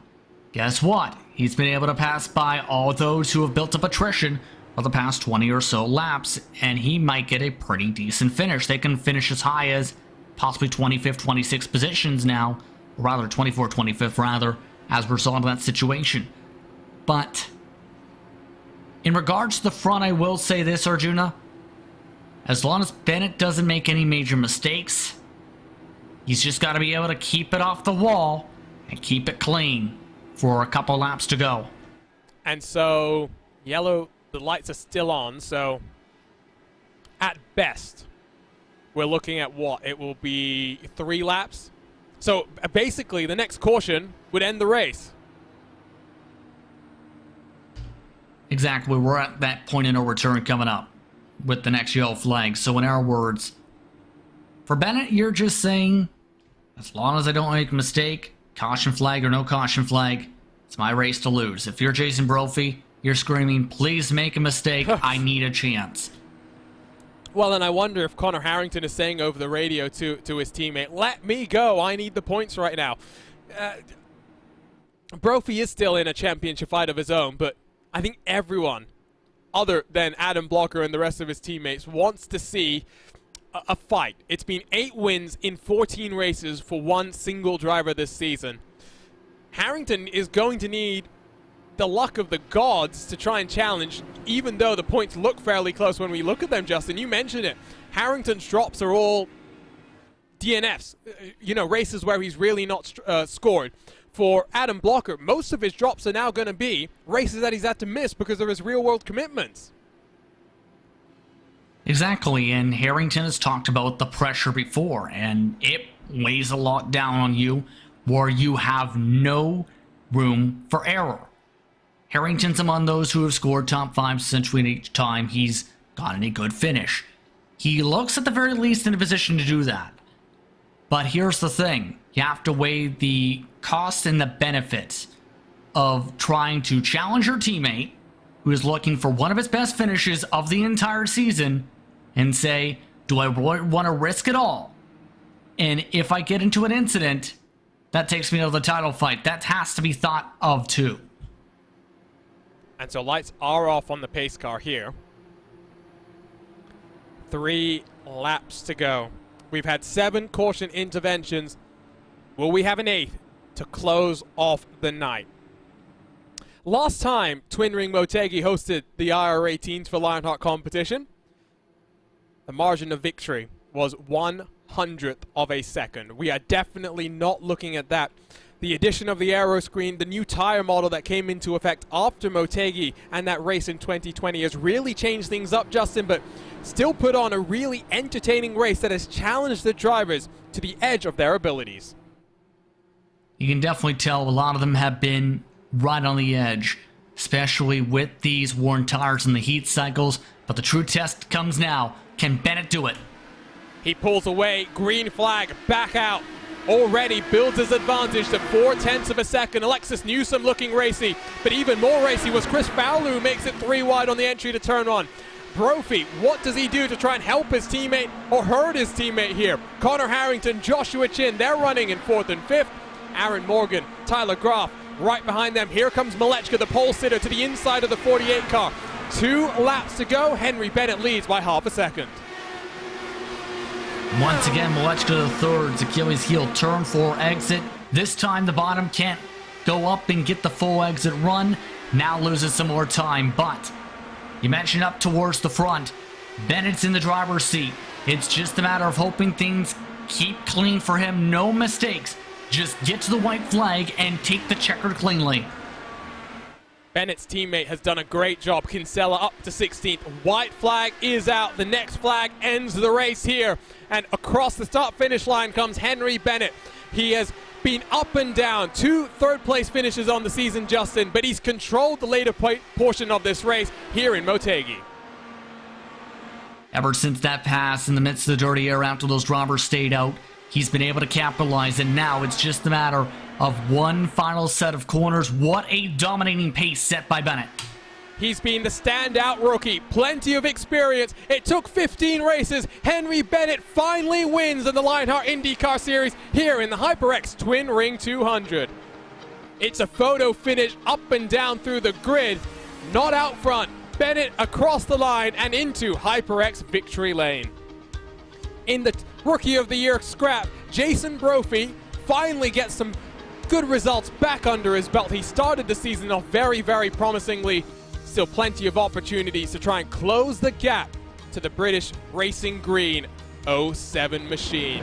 Henry Bennett, burn the house down. It is your time to shine. And I tell you what, no Adam Blocker. I didn't know if we would get a first-time winner. I kind of got an inkling, Justin. I thought it would be Robert Malechka from pole, but Henry Bennett, once he got out front, did not look back. A very long night for him has paid out 2 victories here in IndyCar racing. A very impressive run throughout the entire night. He had the pace straight from qualifying. He's shown this pace throughout parts of the campaign, but tonight he just put it all together. Had the right moments of luck, had the right timings of strategies and passes, and in turn, had the right time to be able to push on forward and run away with this race win. I think he's been waiting for the opportunity to burn the house down, and he takes his time and does it in style. Let's take a look then at your Carnox race results. The Adrenaline Motorsports red car in victory lane will help his chances in both the Drivers' Championship, the Rookie Championship, but in the Teams Championship.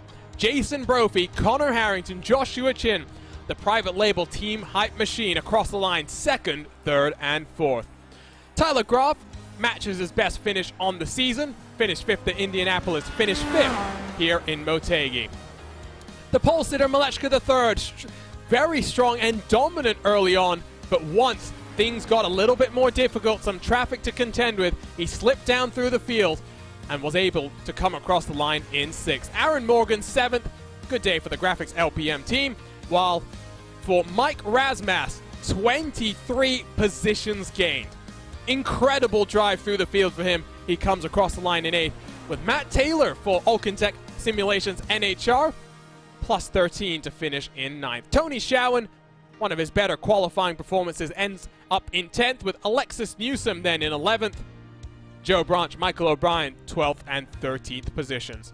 Mike Rigney started up in the top 10, drops to 14th with Chris Fowler in 15th. Andrew Kinsella recovers, first from a disappointing qualifying performance, and then from an end-of-line penalty late in the race, plus 12 to 16th. Barrett Rolfe, always a hard charger, but only charging 8 places up to 17th. Matt Houston gambled early on. Gamble didn't pay off. He comes across in 18th with AJ Musselman, 19th, Adam Frazier to complete the top 20.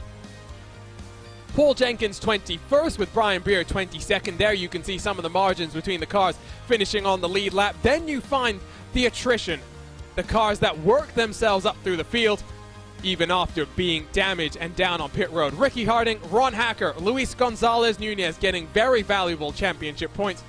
James Brandt involved in a number of issues here today. Phil Krause, well, he doesn't finish 2nd. He finishes in 27th position, but I'm sure Krause will be back and raring to go 7 days from now when we go short track racing in Iowa. Scott Holmes 28th, Dustin Warlow 29th with Chris Lanini 30th.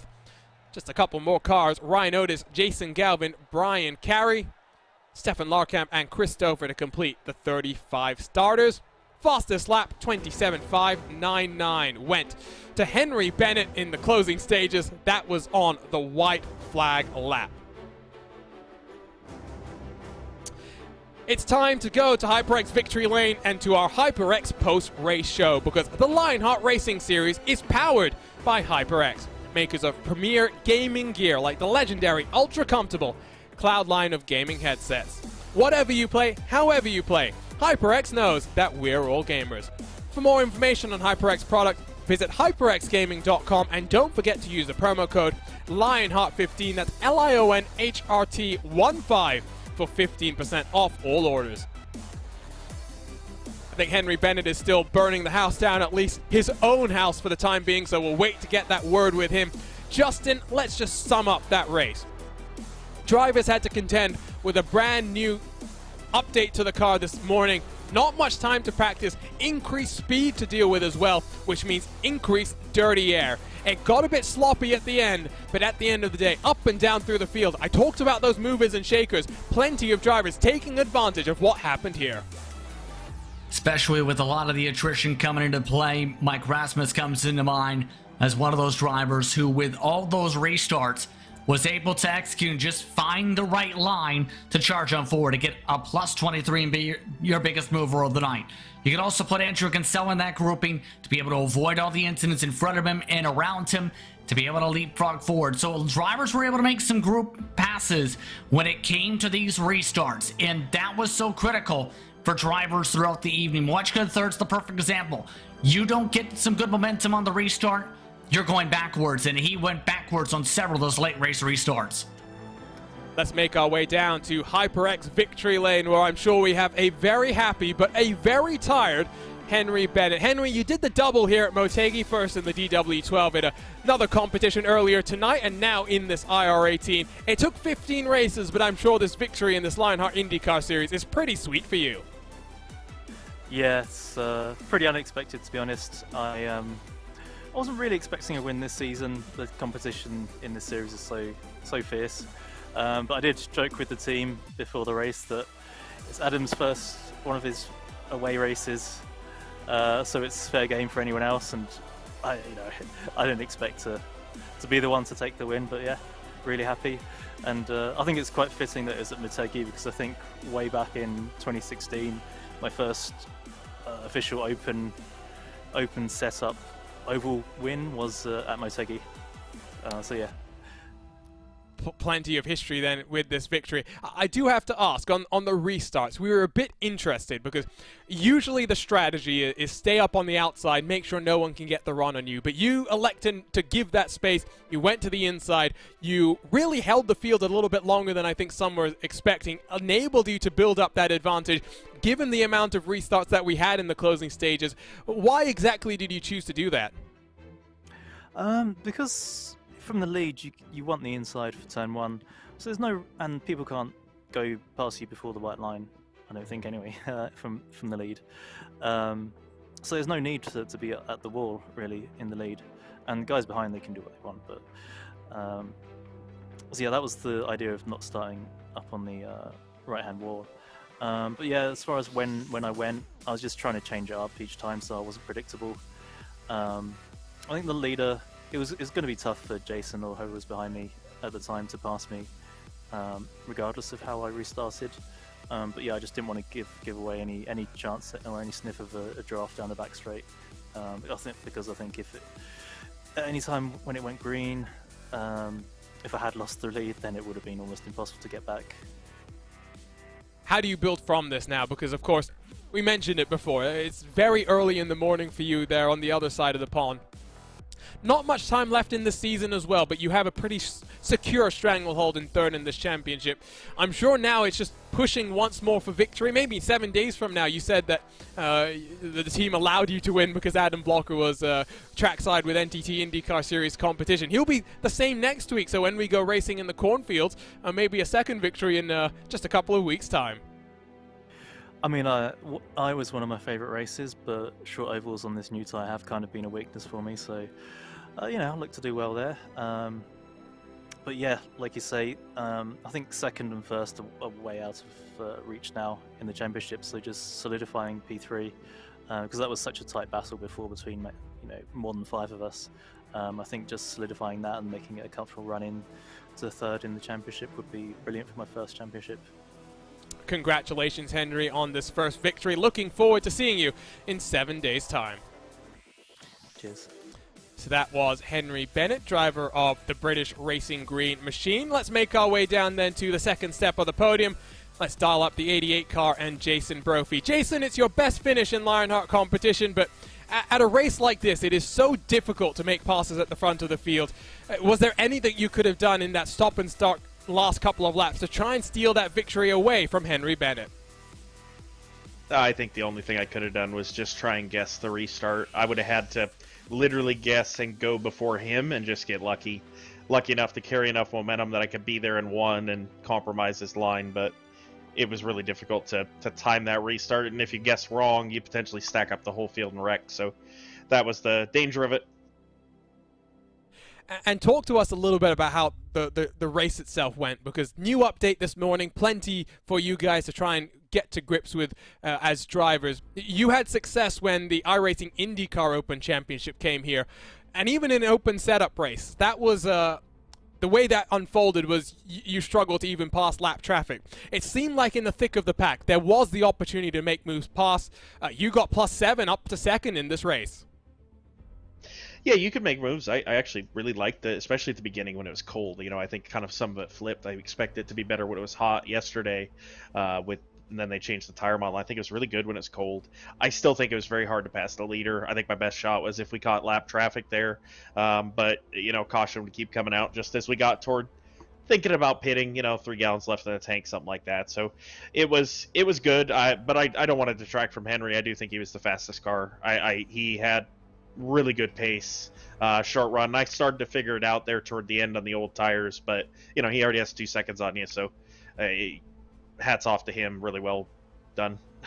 Well, and that kind of builds me to my next question is I don't want to be too mean, but you've kind of had a slide in recent weeks while Henry has kind of stepped up and been a bit more consistent in terms of the performances, kind of what we expected from him at the start when you were really doing well.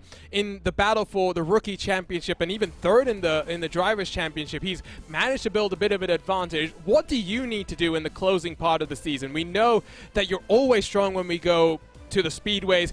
3 road courses mixed into that next final couple of rounds, though. So the likes of Iowa, Pocono, Chicagoland, and then our season finale, the double points at Auto Club. That's going to be crucial for you to try and close the gap to the 07. Yep. If I want to have any chance, I need to beat him at Auto Club. I need him to have a bad race at Auto Club. That points difference is huge. And then hopefully, I feel a little more comfortable in the road courses now with this new tire. I feel like I can feel the limit a little better. So hopefully that'll improve my consistency there. I think Henry's still fast, so it's not like I'm gonna be flying up past him, but hopefully it can improve my finishes enough. And then I need good runs on the ovals. I really got to do really well on all the ovals. So tonight was pretty good for private label team hype car Ithaca, but you don't know. 4 ovals, 3 road courses I think now, so got to capitalize on every race I can. And you're right that a great day for you and the private label Team Hype machine, especially in that team championship. Congratulations on second, Jason. We'll see you in 7 days' time from Iowa. Thank you very much. So that was Jason Brophy, driver of the 88 machine. Let's now dial up the final step of the podium and one of our championship contenders in Connor Harrington. Connor, you were victorious 12 months ago when the IndyCar Series came to this very track, but a very different type of a race. You didn't qualify that well. You had to work your way up through the field. Ended up on the 3rd step of the podium, closing the gap very slightly to Adam Blocker, but because of the way that this championship works with drop weeks, it's really going to take an act of God for you to close that gap and to have a fighting chance, other than calamity for Blocker in that final double points race at Auto Club. Yeah, tonight just a little bit on the back foot for qualifying. Didn't really get a whole lot of time this week to get comfortable with the car, and especially with the tire change. This morning didn't really help anything there, but a really good recovery drive up to P3. Able to get out of the midfield there and avoid any sort of crazy controversy in our private label team hype machine. So yeah, just a solid night. It's gaining in points, just solidifying P2 even more, and there's still a lot of racing to go, so you never know. And we got 4 speedways and 3 road courses coming up. I do want to ask you, between Canadian Tire Motorsports Park, Road America, and Belle Isle, the streets of Detroit, which one are you most looking forward to? Because new tire model came to the roadside of this IR18, and rave reviews, I think, from a lot of people has really enabled a bit more slip in the car, a bit more drivability, the ability to throw the car around. I think Belle Isle might be a lot more fun than it was on the older tire model. Well, we had a lot of success on the previous version of the tire in Open. We won. We beat Blocker there and some other really stiff competition. So, Belle Isle, Detroit. I remember when we ran it last year. I think I was the only person that was able to stay even remotely close to Adam and challenge him when we ran the streets of Detroit for the first time. So we're really looking forward to go racing there. I think that's a really good spot to make some ground. The new tire, we drove it in Open this week. It's nice. It's definitely a little bit more forgiving, and in Opens you have to push. Just a little bit kind of disappointing that still the multiple compounds aren't like totally in play yet. I think it's something that just needs a slight tweak, and then you might be looking at honestly probably one of the best cars in the service. But the road races have been really strong this year, and the oval races we've managed to not get destroyed. So, we're feeling good. And now, I mean, didn't go the way that maybe you would have wanted. I'm getting word that you only gained 2 points in the Drivers' Championship. The Teams' Championship, though, this is a mega result for you and the private label Team Hype guys. 2nd, 3rd, and 4th, opening up that advantage to the Adrenaline Motorsports guys. Looking pretty comfortable at this point in time. What's it been over the course of the season that's helped you guys be so consistent? Because I'm sure there's plenty of teamwork going into it. Yeah, it's really the teamwork and the sharing of data between all of us, and especially now that Phil's on board as well. Josh, Jason, and Phil and myself, we've worked fantastic together. Really, just a lot of textbook team racing from us, and it's really shown.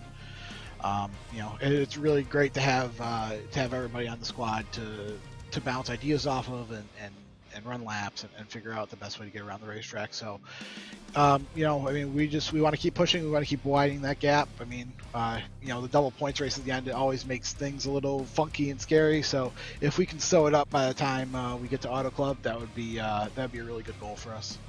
Congratulations on 3rd, Connor. See you in 7 days' time to go short track racing in Iowa. Yep, thanks, guys. So that was Connor Harrington. Apologies if there was any bad language in that we heard. But, wow, what a race, Justin. And I mean, Motegi is always so much fun. I mean, not always the easiest, especially when you go out front. But having two ends of the racetrack be totally different to one another poses so many different challenges for the drivers. And now another challenge 7 days from now, short track racing in Iowa. I cannot wait. Adam Blocker will not be in attendance once more. Might we see another first-time Lionheart winner? Well, qualifying is going to be very critical, I think, again for Iowa, because dirty air is huge at that track. It can be very difficult when it comes to some of the passing at that circuit as well. We've seen throughout the various divisions of Lionheart this year there. So in our words, Iowa could be a tricky race. If you see some good qualifying performances like tonight, we may see a lot of those drivers be contenders, but don't be surprised to see a lot of strategy gambles in that one. It is time to say goodbye then from Twin Ring Motegi. 7 days from now, we will be back in action in the Lionheart IndyCar Series. We should take the time to thank the various partners that make all of this happen. For sim racers, the Butt Kicker Gamer 2 or Simulation Kit adds the missing driver-to-car connection, bringing more realism to your sessions. By accurately responding to in-game audio, you can feel the track like never before, providing increased vehicle handling and faster lap times. Are you ready for the most immersive experience in sim racing? For more information, visit thebuttkicker.com and don't forget to use the promo code LION2021 for 20% off all orders. The Lionheart Racing Series is powered by HyperX, makers of premier gaming gear like the legendary ultra-comfortable Cloud line of gaming headsets. Whatever you play, however you play, HyperX knows that we're all gamers.